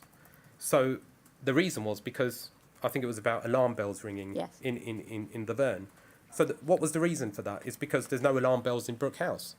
So you're able to mitigate that particular, issue by moving them to a different detention centre. It wasn't a release. So the experience was very varied. And so based on that, yes, my impression was at the time that these are the sorts of, thresholds and levels that you would need in order to complete that, which is why, we would do Part Cs as well, to communicate to the Home Office as well. thank you. You said that was your impression at the time, and I understand that remains your impression? Well, I think things are slightly changing within the scene because I think a lot has changed from the types of patients that are now in immigration centres compared to before. We have lower numbers, as you know, and there's been some investigations. The Shaw report, for example, has brought numbers down, and there's more things in place. So we're learning, we're improving. Our Rule 35s have improved as well in terms of the content that we put in. There's a lot of changes have happened since 2017, that I've seen, that I'm happy it's going in that direction. A lot more can be done, but there have been changes along the way. Can I ask now about Rule 35.2? So we still have it up on the screen. It's obviously the second point down. The medical practitioner shall report to the manager on the case of any detained person he suspects of having suicidal intentions, and then it goes on to say that they'll also be placed under special observation. And you've said at page 38 in the of your statement, in the part I already read out, that you were concerned about the impact of detention and if he was deteriorating Rule 35 1 or 2 report would have been completed. For this gentleman? Yes, For in this relation patient, to this gentleman. Yeah. We heard, taking that in two parts, we heard from Dr. Rizarali this morning that, and I'm paraphrasing, Rule 35 2 was effectively not used. Yeah, we've heard the evidence that there were no Rule 35.2s done, yeah. So is it fair to say that, in fact, even if this gentleman had deteriorated, it's unlikely a Rule 35 2 would have been done? A Rule 35 deterioration isn't only communicated to the Home Office through a Rule 35. There are other means of communication. In fact, there are 4 different means or even 5 means of communication to the Home Office that I'm aware of. I'm asking you about Rule 35 2, though. Yeah. None of them were done Yes. in the relevant period, Yeah. or before, or immediately So after. reading through the Rule 35.2, you can see again that the questions that they ask in terms of opening ACDT, are there measures in place? So that forms part of the threshold. The other aspect of Rule 35 is if they're doing, for example, a Rule 35 3, for example, we would include information that might be contained in otherwise in Rule 35.2 within the Rule 35.3. So there's duplication of work. So we wouldn't necessarily be completing Rule 35.2s. That might be another reason for not completing it. Plus, we would do Part Cs. Deterioration is one of those things, if it's immediate, I want an immediate response. I wouldn't want to necessarily wait 2 days or 3 days or even possibly a week at times to get a response from the Home Office regarding a patient I'm concerned about now.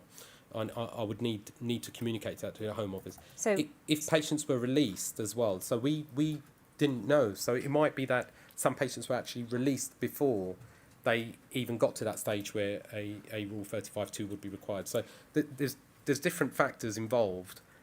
It is fair to say that we didn't do Rule 35.2s, but it wasn't deliberate in that sense. There were mechanisms in place that would communicate those risks that we found. So just to take that answer in 2 parts. Sure.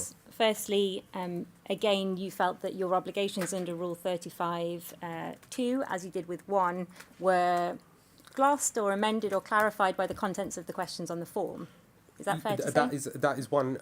So the thresholds are set within the questions. Yeah. And so you believe that the thresholds aren't just what's in the rule itself, but are contained within the questions? Yeah, I on think the form? so because Yep. And the second part was that you said that there are other mechanisms for reporting in the case of Rule 35.2 suspected suicidal intentions, and you felt that they supplanted the need to do Rule 35.2 reports. Yeah, they didn't mean I wouldn't.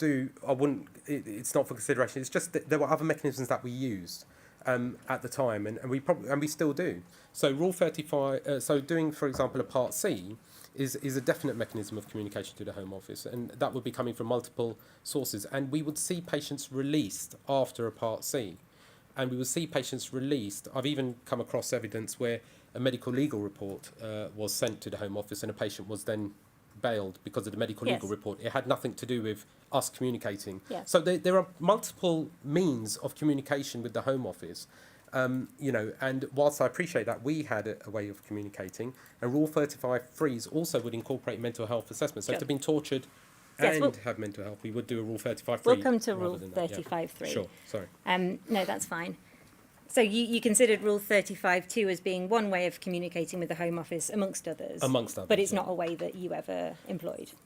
I think if I've got concerns, I want an immediate, I want it to be immediate, immediate sort of action taken. I think, yeah. So where you say in your statement at page 38, Rule 35 would have been triggered if you were deteriorating. We've mentioned the fact that in likelihood a Rule 35.2 at least report wouldn't have been done for the reasons you say. It's true, but I mean I can't say that it wouldn't have been done. I think maybe things have happened before it could get done, if that makes sense. Or if you're,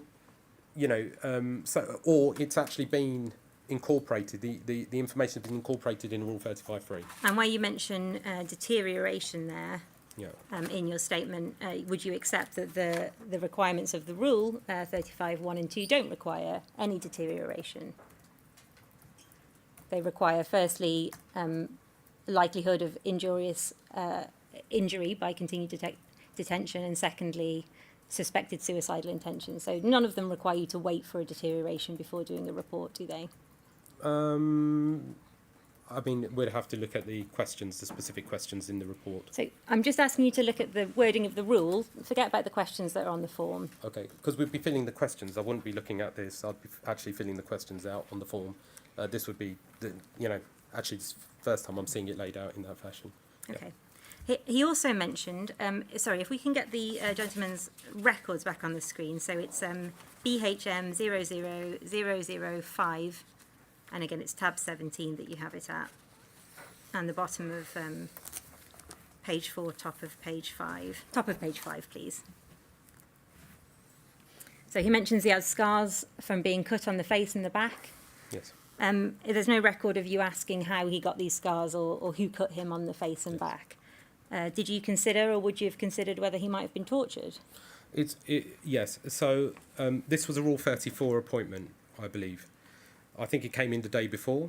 So Rule 34 appointment is, I think there was a lengthy discussion regarding that, the medical assessment and mental health assessment. It's literally just asking the patient, how are you? Yep. How are you feeling? Often there is a reactive element, being in detention for the first time or just being brought into detention can be quite overwhelming for patients. There needs to be, from my experience, it was, a few days later they would be, improved. If somebody, Yeah. so the fact of somebody having scars that are potentially from torture isn't going to improve in a few days, is it? That's going to still be the case. But that's historic and not an ongoing thing. Sure, but if So- you notice it for the first time Sure. during an assessment, that's an opportunity, isn't it, to ensure that he has a Rule 35.3 report? Yeah, so was he actually booked in for Rule 35.3? That's the question, because in the new arrivals, when the nurses would do their assessment, they would pre-book them in for Rule 35. The Rule 35 appointments were 45 minutes long. To document the scars and document all of those issues would take me 45 minutes. In a new arrival clinic, we didn't have that length of time. It wasn't the appropriate time to be doing that. So that's why we would have the Rule 35 appointments. That was So- the system I inherited. Sure. Yeah. This gentleman wasn't booked in for a Rule 35 appointment, certainly not as a result of your Rule 34 assessment. Okay. Somebody might disclose to you something that they may not disclose the next time they speak to someone. Is that fair to say? It's possible. And is this an opportunity to ensure that he does have a Rule 35.3 appointment in relation to the potential torture? So nobody booked him in, so he wasn't on the ledger for a Rule 35. From what we can see, I don't understand that he was. But that's why I need to look at the notes, because you'd need to look to see what appointments were actually made for the patient. So it could be, and it has happened, where appointments are made so for 2 weeks' time, because that's when the slot is available for Rule 35. Let's do it this way. Yeah. I can't Do infer you, just would from- you say that we can look at whether he was, but do you believe that he should have been? I believe at reception Yeah. that he should have been booked in. If he disclosed that he's been tortured, he should have been booked in, yes. You saw him, in fact, on a further occasion on the 8th of April. Yep. He hasn't had a Rule 35 report of any kind by this point. Uh-huh. And you have a short note of this interaction, which is at page 7, please.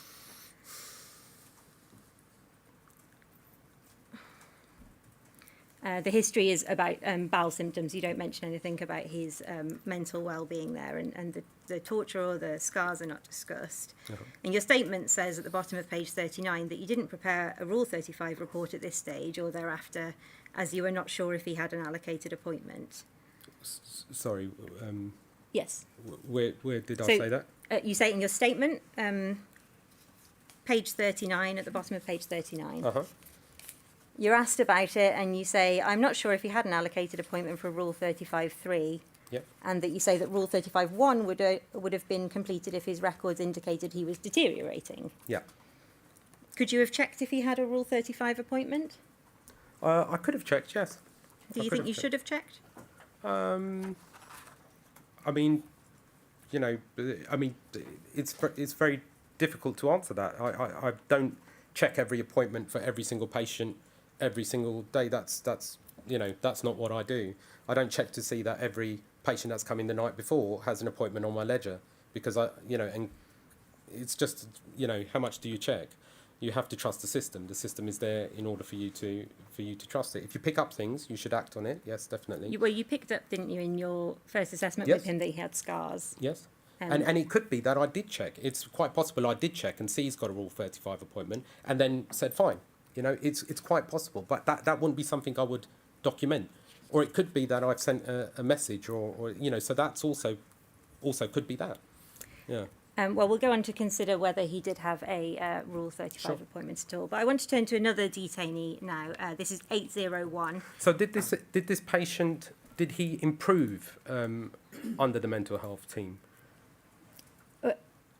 I don't understand the relevance of the issue, because Dr. Chowdhury, I'll suggest to you that you meet him for the first time in the Rule 34 appointment. Yes, You don't know whether he's going to improve or not, do you? that's correct.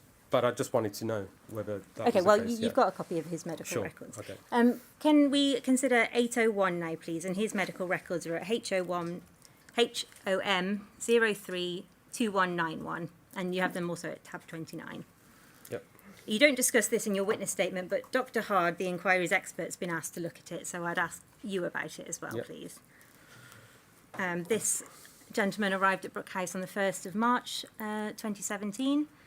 The healthcare records noted on that day that he'd previously been diagnosed with PTSD and recognised him as a victim of torture, and therefore an ACDT was opened.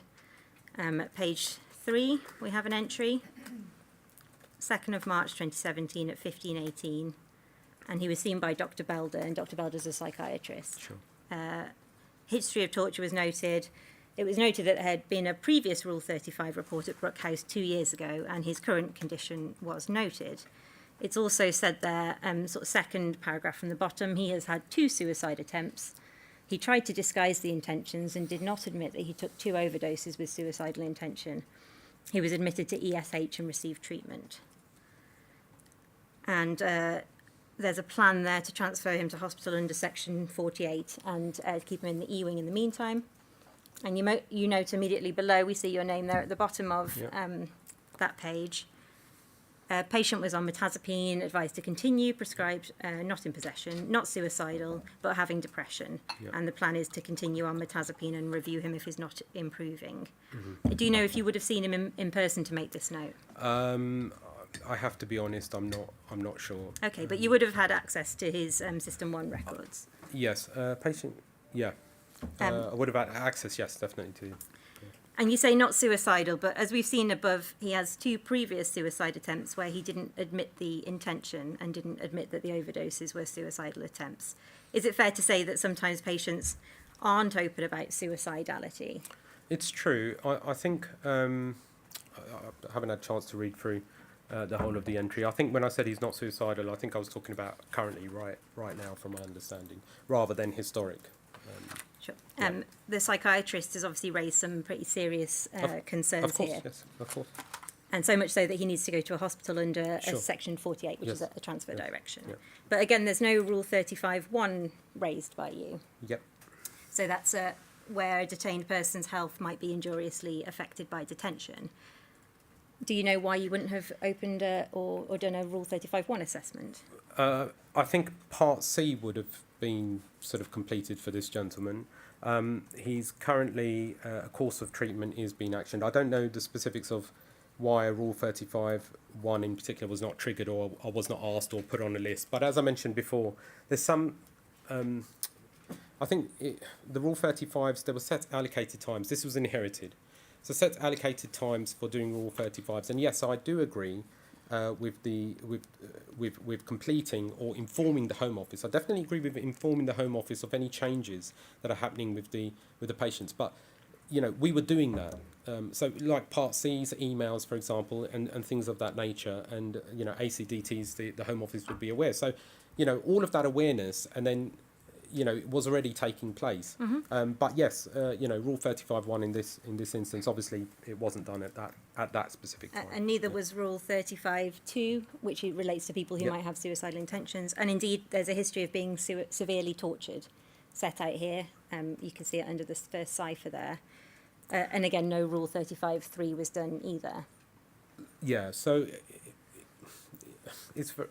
I understand. Just as a side point, so he had a Rule 35 done previously, I think. Yes, he in had. the previous year. So you know, it's very one of the issues with this, and I don't know whether it's right or wrong, but when patients would have Rule 35s done before, the history and knowledge of all of this information is already with the Home Office. So this is a Rule 35, just to be clear in this case, 2 years ago, Yeah. where he'd been at Brook House and was released under Rule 35. Yeah.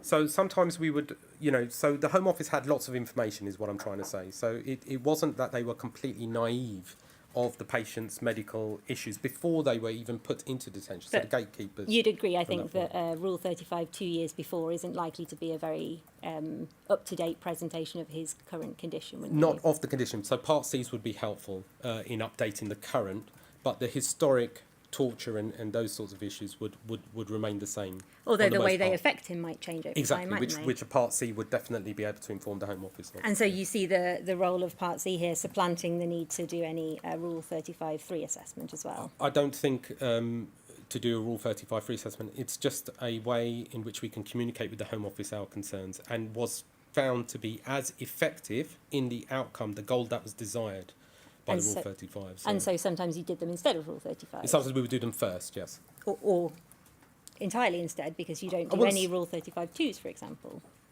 No, because that information will be partly in a Rule 35 free as well. So you can't say exclusively Well- it's instead of a Rule 35 There'll 2. be people, won't there, with suspected suicidal intentions who aren't victims of torture. So not everyone who has a Rule 35(2) condition will always be covered in a Rule 35(3) report, will they? No, not all, but some will. Yeah. Can we turn to so I think we have page 5. He was still on ACDT and was placed on E-Wing. The transfer under Section 48 was ruled out Yes. by the hospital. Dr. Belder saw him again, noted the history of suicide attempts, which he'd played down. And you reviewed his medication again, we see there at the bottom of the page. Yep. And again, there's no proposed Rule 35, probably for the reasons you've already told us. And on the 19th of March, which is at page 8 of this document, and I'll summarise for you, he's found on E-Wing with a ligature around his neck. And if we go to page 10 then, please, just to the entry on the 30th of March, 1542. Yes, sort of at the top of the page there. He's seen on E-Wing, no changes in clinical presentation today, still seem very anxious. The diagnosis there is severe PTSD. Plan, he needs specific trauma therapy which cannot be provided within Brook House. And then a Section 48 had been refused. He's not fit to be at Brook House either, as he cannot receive appropriate treatment. He should be released on health grounds, but it depends upon the Home Office. His solicitor is aware of the situation. Do you accept that the primary mechanism to let the Home Office know about his fitness to be detained is the Rule 35 process? That he's unfit to be in detention. Mm-hmm. I think the Rule 35 process is, it's a process by which we can inform the Home Office, yes. It's the process by which the Home Office is informed of that, isn't One it? of the processes, yeah. And it's the only process which which gives rise to a duty on the Home Office to make a decision about whether detention should continue, isn't it? I think on paper, yes, but in practice, no. We would have decisions made on the back of Part C. In fact, sometimes the Home Office would ask us on the back of a medical legal report whether a patient would be fit for detention. And in fact, medical legal reports without our assistance would lead to a release from detention. So it's confusing to know. If you said to me that a Rule 35 report is the only way to communicate with the Home Office to get a patient released, then we would be using that mechanism every single time, but it wasn't. It just simply isn't. Can I turn to page 11, please? On the 3rd of April 2017, so over a month after you first saw him, you do complete a Rule 35. Okay. And as we can see from your note, it's the one at 9:35, patient not engaging, looking down, poor eye contact, withdrawn, assessed and Rule 35 done for severe PTSD as Yep. per psychiatrist notes. Yep. But you'd known about the PTSD since the first record we looked at, hadn't you? You mean on the 4th? Yeah, I didn't diagnose him with PTSD, so... sure, but... I mean, prior, yeah. There were symptoms of, yes, but I can't say he had PTSD. So there's a PTSD diagnosis on the 2nd of March 2017 that we looked at. Is that the... Sorry, you're going to have to scroll Yeah, go back to Sorry, page 3, please. Yeah, sorry. No might problem. be getting confused with someone else, yeah. No problem. Dr. Belder... Yes, Dr. Belder, yeah. Sorry, is this page 3? Yeah, 2nd of March there. Dr. Belder, diagnosis at the bottom of that, PTSD, Yep. F43.1, Yep. and your entry immediately underneath, 11 minutes later, you prescribe him some medication. So you're aware of the diagnosis of PTSD from the first Can time, you just aren't you? go up a bit, please? Sorry. So you see those 2 times. Mm-hmm. Are they? I don't know how it works. Did I? Because they're both on the same date, and the times are actually, obviously, the time is recorded. I don't know. I mean, I don't know whether there's a possibility that I was already in the notes prior to him completing his notes, and then I don't know. So you don't know when you knew about the PTSD? Exactly. So I'm not trying to be, that's just come to my attention. So I'm just thinking the times are quite close to each other, the entries. So I think it's probably unlikely that I saw him in person if Dr. Belder was seeing him. And because But you accepted that you had access to his notes in any event on the SIS1 record. Yeah, no. And you see him on the 9th of March as well, when Yes, you would have yes. also had access to his Yes, notes yes. and to the fact that he had a diagnosis Yes. of PTSD. Yes. So whether you learned about it on the 2nd or the 9th of March, you've known for around a month that he had PTSD. Yeah. And the reason that you give in your Rule 35 report is assessed in Rule 35 done for severe PTSD. Yes. That was always the case, Yes. wasn't it? Yes. Dr. Hard comments on this in his 2nd report. You can take that down now, thank you. He comments on a number of occasions where you should have completed a Rule 35 report. I won't go into each of them because they're in his report, but he summarises at page 47 of his supplementary report. In my opinion, this case demonstrates that the Rule 35.1 system was not operating effectively during the relevant period. Do you accept that? If we're talking about Rule 35 ones, then I would accept that. I just want to say, I think in this particular case, now I don't want to get confused with someone else, a Part C was done I'm not asking about Part C. Oh, sorry. Rule 35.1, do you accept that that wasn't operating in this case properly? I completed the Rule 35 Yeah. one, yeah. Yeah, and Dr. Hard says that the care of this gentleman and the fact that a Rule 35.1 wasn't done until a month after his initial assessment shows that the system was not operating effectively. Effectively, yeah, possibly. Yeah. And also possibly Rule 35.3, because he has the record of potential torture the first time you see him, and or from the start, and a Rule 35.3 report isn't done. Yeah, I think you're right. If you're looking exclusively at the Rule 35s alone, then you might say, okay, that's not being effective for the purpose it is. Yes, we have your point. You think that there was But it's another not just, process. There were different processes. Understood. You've explained so that, I thank you. just want to Yes. clarify that point so that. Sure. We Yeah. can go now to a different detainee. So D668. You completed a Rule 35.3 report for him. If we have on the screen HOM 002582, please, and page 4 of this. So I won't show it you unless you want to be shown it. You also have it at your tab 3. He sets out his account of torture, 4 occasions between 2000 and 2007. And at page 4, this is your findings. This is the section in which the doctor must record clinical observations and findings. Yep. And what should be included is clear from the form. Details of scarring, details of any treatment received, whether in the UK or abroad, any information in respect of previous or current mental or physical health problems as a result of being tortured. And your record says he shows me multiple scars, 2 on the back and 1 on the left back of hand, right foot scar and left lower leg scar, and then you give the sizes. So there's nothing here about the psychological symptoms, treatment or health problems, is there? Uh-huh. Do you agree Is with this that? the same patient? Sorry, no, this is 668. D668. Yeah. Was there something about his mental health in his notes? So what I'm asking you is, this is what the Home Office sees. They don't obviously Yeah. necessarily get a copy of his notes, do Uh-huh. they? And they require in Section 5 that you give details of psychological symptoms, physical disability, impairment, any information in respect of his previous or current physical or mental health which result from being tortured. And all you complete is the kind of physical set out of his scars. Okay. And there's nothing about his mental health, indeed, at all, one way or another. If we turn to page 5, this is the Section 6 statement. And just in relation to this gentleman, you've asked about what his background was. We have his witness statement, which records that at the time he was experiencing flashbacks and depression, as well as experiencing stress. And 4 days after this report, you prescribed him antidepressants for depression What and about sleeping problems. prior to, so on completing the report, it's always helpful to know what the medical history says before to make a judgment whether, Sure. So Yeah. can you say for us then, on the basis of what you say at section 5, that if there's nothing in there, you consider him to have no psychological issues that require reporting? Yeah, I mean, the reporting initially, because I was setting out in sort of immigration, it was very difficult to know exactly how you're getting used to the immigration setting.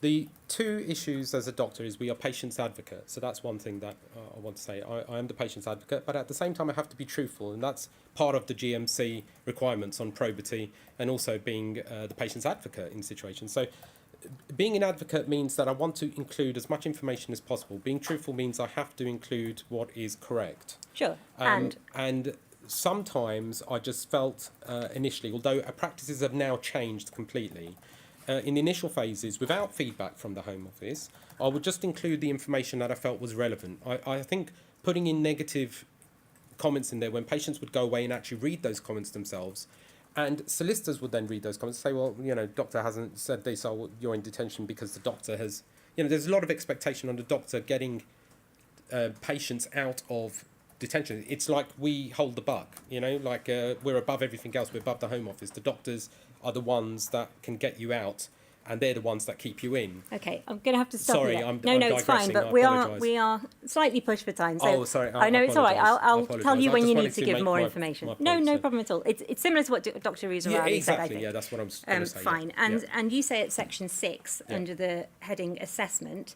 you're asked to include, and it says in relation to the bullet points, this should include your assessment of consistency of scars, whether there might be other plausible causes for findings, and finally the impact detention is having on the detainee, and why, including the likely impact of ongoing detention. And you don't say any of those things. I didn't. In this You say the case, scars are due to his account, and can we take it that the reason that you didn't is, as you've just said, because you didn't record negative findings? I didn't have concerns at the time. That is correct. So if you don't record anything, we assume that you don't have any concerns. That's correct. That is correct at the time of writing. Yeah, the report. Do you now accept that the Home Office needs to know what you consider the impact of detention is in a Rule 35.3 report? They need to know if it's definitely they're not suitable for detention and there's an impact. That information would be in there for definite. So if I felt that there was deterioration or you know I required them to know something, I would have put it in. D668 gave a statement to the inquiry in which he says he was given a Rule 35.3 assessment with Dr. Chowdhury. He says, during my Rule 35 assessment, the doctor did not make me feel comfortable. He kept saying that he only had 15 to 20 minutes for the assessment and I had to speak very quickly because people were waiting. This made me feel intimidated and like he did not care what I had to say. He did not seem to appreciate that it's very difficult to talk about being tortured. He made no attempt to make me feel safe. Do you recognise that as a fair assessment of one of your Rule 35 appointments? I feel sorry that he felt that way, for definite. It's not my intention to make anyone or intimidate anybody. I think that's something that I wouldn't do. I don't have recollection of an event taking place like that. However, I would say that when we are recording, you know, I don't know whether I have a serious face on me. Sometimes people can when you're concentrating. I'm also looking at the computer typing, and I have to want to capture everything they're saying. And the story is not linear. It's haphazard. So I have to interrupt and say, sorry, look, can we just go back? And that really comes across as if I don't care. Would you? But that's not really the intention. The intention is to capture the information in a you know, to record it. Were you ever in a situation where you had to tell somebody that you had limited amount of time to do their Rule 35 assessment? I don't think so. We had 45 minutes. That was my understanding. I mean, it might be sometimes. Yes, I'm not going to. You know, I want to tell the truth and the honesty of it. If, for example, a patient did not arrive on time and there's already a delay, then we are pushed for time. And you might say to the patient, you may say, look, we have 15 minutes. Do you think we can actually get this done in 15? Is there a lot to say or little? Or otherwise, the option is to rebook in 10 days' time or 14 days' time. And sometimes that's not, you know, acceptable. So it was tricky in the 4 hours that we had to fit sort of all those things. Yeah. I want to ask about another detained person now. This is D643. Dr. Ruzarali was asked about him as well. He's a formerly detained person who we heard live evidence from. He was in the British Army. In fact, you mentioned him because he was transferred from the Verne on a Rule That's 35 correct, yeah. because of the PTSD Yeah. symptoms. I'll just ask you about a couple of the interactions you had with him, although there were a number. D643 issued judicial review proceedings in May 2017, and at that time he was being treated as an adult at risk level 2 at Brook House. Did you have any understanding or training of the adults at risk process, by the way?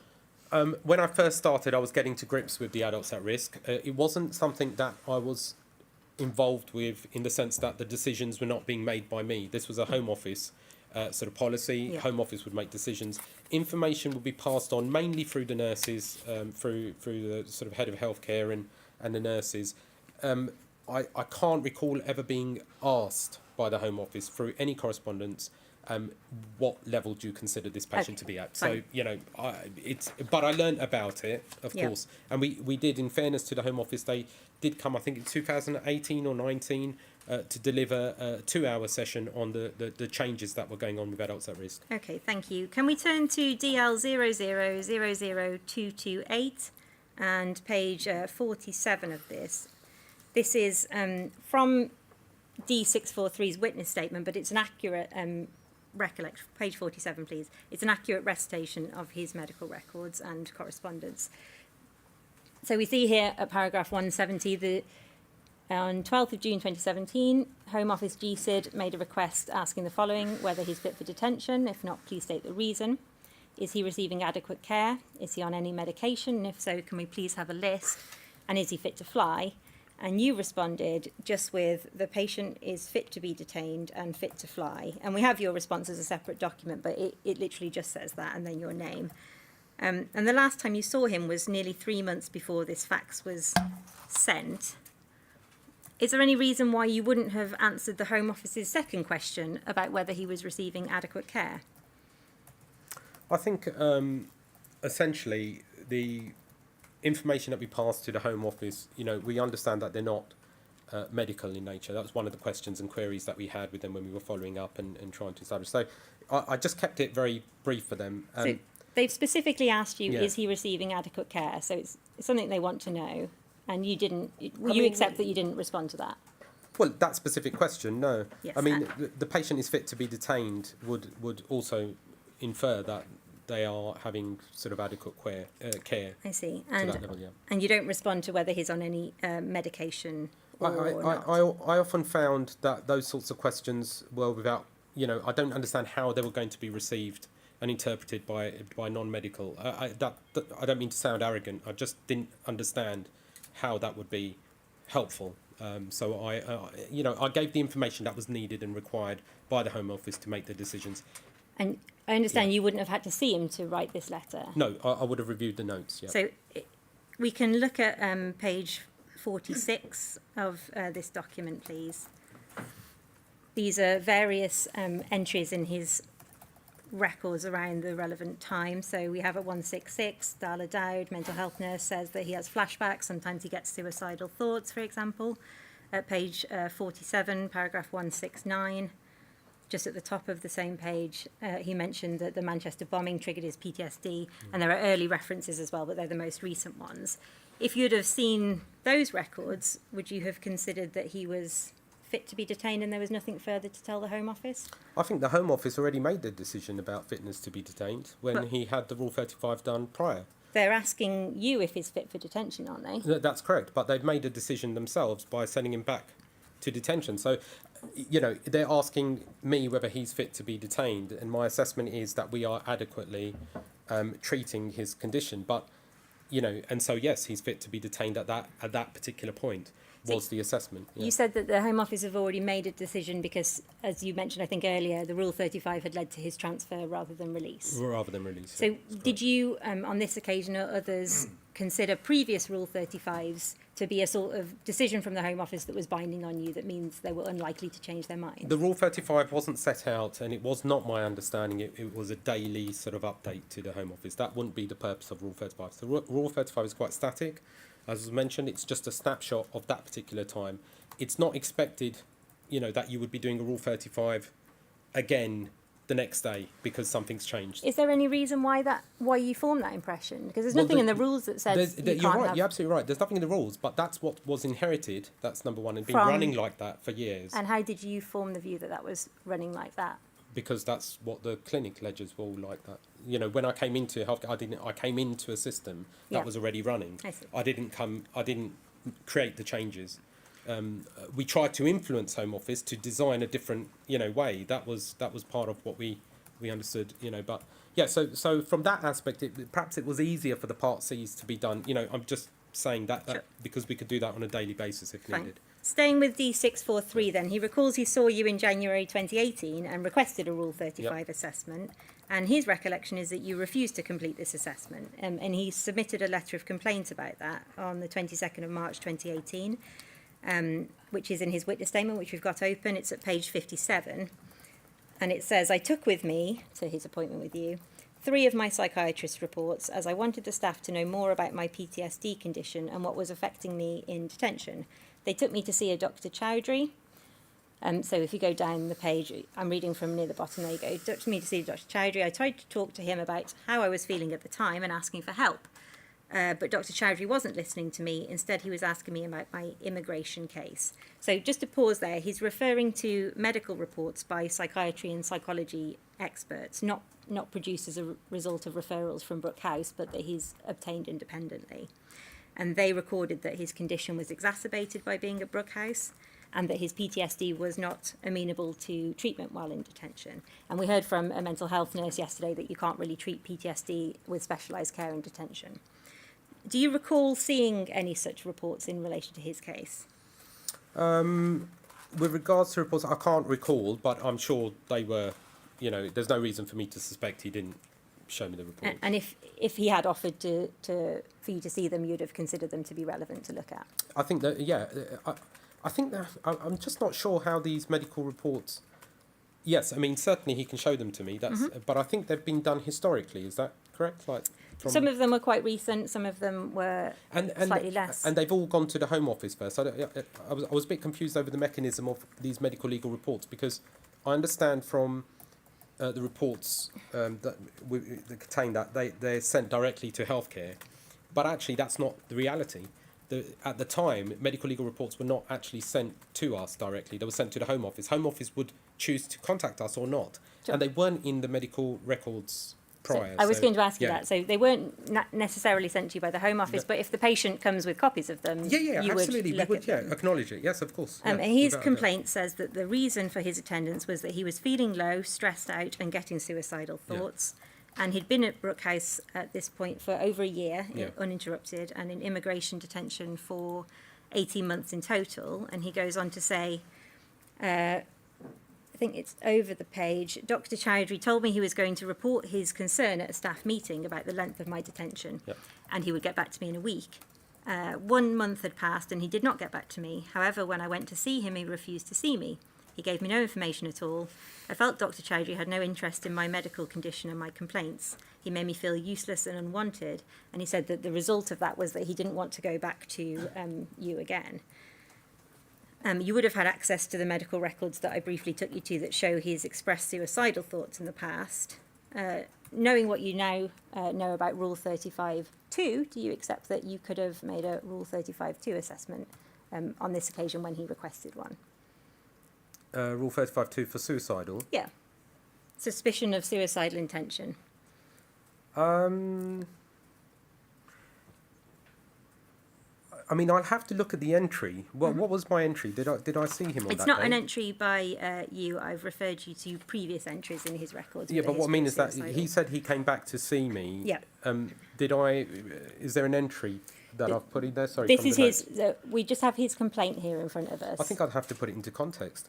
I'm not disputing the fact that sometimes what would happen is patients would just literally just barge into your room when you're seeing another patient. Mm-hmm. Sometimes they would stop you outside. So when you're calling a patient in, they would just be there and they'll start firing questions at you, which you can't deal with because you're dealing with a patient in your room. It became. So sometimes that would happen. I don't know whether this is one of those instances. Let's look at what did happen in this case rather than speculating. Oh, okay. about it. Sorry. And I have a few more. Well, maybe 15 minutes more, unfortunately, questions with this witness, Chair. Are you happy to sit for an extra 15 minutes? Thank you. I'm sure you'd I'm prefer not that taking than up us. too much No, time not on at all. Okay, I and apologise, I think yeah. we would prefer to make sure that we finish today. Oh, yeah, albeit that'd be my lovely, apologies yeah. that we Yeah, will sorry, keep I'll you keep it slightly brief, later. yeah. Thank you. Can we turn to HOM 032403, please? So D643, as he says, made a complaint about you, which is set out in his witness statement. And on that day, the following day, 23rd of March 2018, there was an urgent fax that you sent after you and Sandra Carver had a long meeting in relation to his complaint and his condition. Yes. So we should see HOM 032403 on the board. Yep. And you say in your fax to the Home Office here, I have spoken at length to the above detainee. Information has been reviewed in light of his PTSD symptoms and diagnosis. He is in need of specialist help from PTSD clinics. This is not available in detention. He is therefore not fit for detention. But this isn't a Rule 35 report, No. is it? It's a communication. So Yeah. in your view, is this an alternative to doing a Rule 35 report? I think the outcome was he then sent out Well, after this, or You don't know what the outcome's going to be when you send a fax, no? That's do true. you? But just to highlight, if he was sent out after, or he was released afterwards, then that shows the effectiveness of using the rule, the Part C. So it's just highlighting that the issue here was, I believe, correct me if I'm wrong from his notes, that he was actually on bail, I believe at the time, or there was something about his accommodation. He'd been granted bail, but they couldn't find accommodation. Then he came back. So, if somebody's already been released, but they can't find the accommodation, the outcome of the Rule 35 has been delivered in that setting. And so, you say alternatively by way of communicating with the Home Office. yeah. But what I mean is that the outcome is what is desired by the patient, and the purpose of that Rule 35 is the outcome. So I'm just, there has to be a purpose to filling out a form. Sure. Yeah. And the entry in his medical records relating to the meeting this day, which led to this Yep. fax being sent, which is set out in his witness statement, said, we explored his treatment needs and he appears to be needing PTSD specialised treatment. Yep. We explained that this cannot be offered from the detention centre, and normal procedures would be to explain this to the Home Office, which has been done in a Part C. And you say we've given him another letter stating he's not fit for detention. So again, this is another record of you considering Part C as an alternative to Rule 35. I've got two more detained people to ask you about. The next one is D313. Actually, I'm going to go straight to D1914, which is a detainee we've been talking about with Dr. Ruzarali, so Okay. you might be aware of that. It's the gentleman who was awaiting a bypass. Right. He's considered as in a case study in Dr. Hard's first report, which is at INQ and 75 on the end, and also in the supplementary report. And his medical records should be in your folder at tab 20. Dr. Ruzarali was asked about fitness to fly. Firstly, I wanted to ask a brief question. When he was first seen on the 30th of March, on the morning he arrived, he recalls that he didn't have an interpreter for this appointment or for any others with healthcare. Do you recall who would decide when to book an interpreter? For any patient, we would book an interpreter. I think the person that's doing, seeing the patient would decide. And actually, we would ask the patient at times. It's whether they wanted an interpreter or not, even though they can speak English in fairly good. Yeah. I'm not going to go through the background of his medical history because we've heard that with regard to the questions Dr. Uzarali were asked, but he has this, he's awaiting a medical procedure on his heart. And on the 19th of April, you wrote to the Home Office saying, thank you for your letter dated the 19th of April 2017. Yes. I can confirm that the above patient is fit to travel and fit to be detained, and you say you've reviewed his recent hospital attendance. Yep. And you'd accept, would you, that from that letter, the Home Office wouldn't know about his background cardiac history from that letter? They should already know about his background cardiac history from the gatekeeping exercises which they do beforehand. The letter was in response to the A&E trip which he had gone to. He had gone to A&E the night before because he had chest pains, and the information up to that point, the information that was in the records, did not indicate that he was not, fit for detention. He's considered, as I said, in Dr. Hard's reports. If we can have INQ 000112 on the board at page 24. So on the 5th of July, healthcare were attended him due to him cutting both of his arms and his neck and taking all his medication, and as a result of that he had to go to hospital. You were the next doctor to see him after that, on the 7th of July, and you recorded that the patient mentions cut himself after having his hearing refused, although you don't mention the overdose. So just to that note there where you mentioned that he cut himself after having his hearing refused, there's no mention of the nature of the cuts, although he had dressings on his arm from the injuries, and there's no mention about his mental state. Was he under the mental health team at that time? I'm going to ask you to look at Dr. Hard's report in relation to this because it sort of summarises it here from the bottom. D1914. On the 5th of July 2017, D1914 was noted to have self-harmed by making cuts to his arms and neck and taken an overdose of his medication. Whilst an ACDT was open, there was no corresponding Rule 35.2 report apparently provided to the Home Office to notify them of this change in his circumstances. Additionally, there was no Rule 35.1 report noting the Home Office of his apparent deterioration, and he says, in my view, and based on my understanding of the detention centre rules, Rule 35, there should have been a Rule 35.1 and 2, and he notes that while you completed on the 13th of July, again, a Part C relaying your concerns to the Home Office of the risk of his condition worsening in detention, there was no Rule 35.1. Subsequently, however, the Rule 35.1 was completed by Dr. Israeli on the 17th of July, and he said that based on his understanding, there should have been a Rule 35.1 on this occasion, i.e. on the first occasion where you saw him. Can you just go on the date before? Sorry, just go up a bit so I can see the date. So that was the 13th of July. Yeah. You completed a Part C. So the point that's being made, it's a quite a short one to be point to, I think, is that this is another occasion on which you did eventually complete a Part C, but again, you're not using the Rule 35 procedure. Like I said, so, the allocated time, it's possible that a Rule 35 was actually booked for the next week because that was the available space. Do we then do a Rule 35 in one instance, take somebody else's Rule 35 away?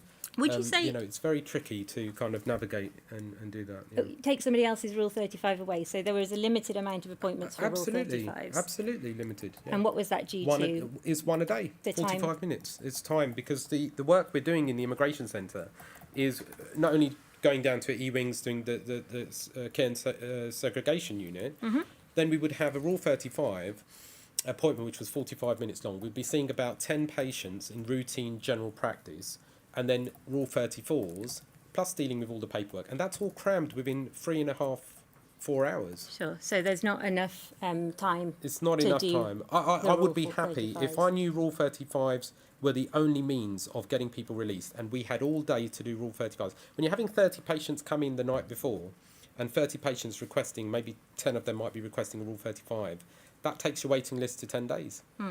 So it was very... There was a lot of demand on that one appointment. Sure. Just to clarify our and as situation, a result of that, you used other procedures, you say, such as Part Cs and sending emails? I think we had to. And I think the Home Office also recognised that, which is why they responded to Part Cs and those things in a similar fashion. I was going to ask, did the Home Office ever raise concerns with you about the lack of Rule 35 1 or 2 reports? Never, no. Even to date. Did anyone else in healthcare ever raise such concerns with you? Not to my knowledge. There wasn't anyone... I think Sandra Carver gave her, in her statement, she said about going across to different immigration removal centres and finding that the numbers were similar across. Did you know that at the time, or do you know that because you watched her? No, because I watched it, and it's actually it makes me sort of understand that our practices at the time were similar to the practices everywhere, and so the Rule 35 training, where I actually got to meet GPs from other immigration centres, we were all on the same page when it came out of that sort of, out of that sort of meeting or that training session. But you didn't know, so you met other GPs and there was a focus, as you say, on Rule 35.3. Yes. And you knew or understood at the time that Rule 35.1 and 2 weren't used as frequently. Yeah, I think that was the emphasis was not on Rule 35 1s and 2s. Yeah. And Dr. Hard says at the conclusion of his supplementary report at page 31, In my opinion, the material provided indicates that there was a lack of clarity on the part of GPs as to the use of Rule 35.1 and Rule 35.2 reports during the relevant period. In my view, this may have been in part as a result of a failure of the healthcare staff to trigger the review at the earliest opportunity, and have been partly because the GPs were not considering the provision of these reports when the opportunity arose during the relevant period. Would you agree with that? I think due to constraints on resources, that it's possible. Yeah. And it wasn't just a resource constraint that meant there was no Rule 35.2 reports, but because they weren't habitually done, because, as you say, other avenues were taken. That as well, and that's part of the reason why we took other avenues, which would give the same results. So the outcome would be the same, in my opinion. And you say, Dr. Hard says, as a result, it is my view that these issues contributed to an inadequate use of the system and would have led to a delay or failure in the notification of these issues to the Home Office. Would you accept that it's still the case now that Rule 35.1 and 2 reports aren't being done every time the criteria as set out in the rules is fulfilled? Everybody has different thresholds. It's how you interpret that, as explained about the Rule 35.1, when you know the threshold set within the questions that are presented there. So filling out Rule 35.1s, if you're comparing Rule 35 to Rule 35.1s and 2s to Rule 35.3s, you're not going to get the same numbers because Rule 35.3s are overwhelming. There's also parts of Rule 35.1 and Rule 35.2 are included in the Rule 35.3. So, you know, if we're just talking specifically about Rule 35.1s and 2s, I think the numbers are probably similar. However, the delays and failure in notification of these issues to Home Office, I think we had informed the Home Office in other means. Yeah. Not through the Rule 35 process? Not necessarily through You'd the agree? Rule 35, yeah. Okay. I think that's all I have for you. The Chair may have some questions for you, Dr. Chowdhury. Yep. Thank you, Dr. Chowdhury. Just one question. Yep. Were you actively encouraged to use Part Cs as an alternative to Rule 35? It was just, I wouldn't say I was encouraged. I think I found the process to be more reactive. I understand from Rule 35s that about 90% of Rule 35s are rejected. That was my understanding at the time. So only 10% were accepted. And that's very, well, you know, you're talking about numbness, institutionalism, and things of that nature. You know, if you're receiving Rule 35s that you know, maybe at the other end, they're just looking at the Rule 35s and going, oh, there's another one, you know, that's another one. You know, it wasn't effective in what it was trying to achieve. You are the patient's advocate, and your voice needs to be strong in an environment like that. When you say someone is deteriorating, you want action to be taken because you're really worried. So we had people on food and fluid refusal, for example, that I was imminently worried. I wouldn't do Rule 35 1 or 2. I would do a Part C, and the patient would be released that same day because of what I mentioned in there. That to me is effective, you know, and so I would always go with what is effective. Like I said, the Rule 35 responses can be 2 days or 3 days or even longer. So, you know, from my opinion, we weren't actively encouraged. However, it was the process that I felt got the results that we wanted. You know, we are the patient's advocates. We want the best for the patients. You know. Thank you, Dr. Chowdhury. I have no other questions. I just had one point of clarification. Oh, sorry, yep. No, not at all. It's on me for not having it to hand at the time. But I asked you about D1713, who's the gentleman in respect of whom you said you didn't prepare a Rule 35 report at various stages. This is page 39 of your statement, and that you weren't sure if he had an allocated appointment. And I think you asked me whether he had an allocated appointment and explained the booking system. As a matter of fact, D1713 was never referred for a Rule 35 3 or Rule 35 other assessment at all the time he's there. If he had been referred for a Rule 35 appointment, we would expect to see that in his medical notes, I understand. Not maybe in the medical notes, except sometimes you would put the patient onto the system, so and then they would be taken off the system. So I noticed in a couple of the cases, I'm not saying in this particular case, where patients would then be transferred to Harmondsworth because they had a flight and then come back to Brook House. So there'll be a new they'll be again go through the process of they would be taken off the lists for Rule 35 because they're no longer no longer there, and then perhaps not reinstated. So Yes, so this gentleman was there Yeah. for 36 days. He was transferred to Harmondsworth. And Oh, when he was right. at Harmondsworth, he did have a Rule 35(3) appointment and assessment, but not while he was at Brook Not while he House. was at Brook And I House. just wanted to clarify that point because I didn't have the answer when you asked no me problem. about Sorry, it. no, thank you. No, that was all the questions. Thank you, Chair. Okay. Thank you. Thank you, Dr. Chowdhury. I know it's not an easy experience coming to give evidence, but I do really appreciate you coming. I'm Thank grateful you. for the Thank you. evidence that you've provided. My apologies that we've had a late running Friday. I believe we're back 10 a.m. Monday. Yes, thank you, Chair. 10 a.m. on Monday. Thank you for more Thank you. evidence. Thank you very much. Take care. Thank you, Dr. Chowdhury. Thank you very much. Thank you.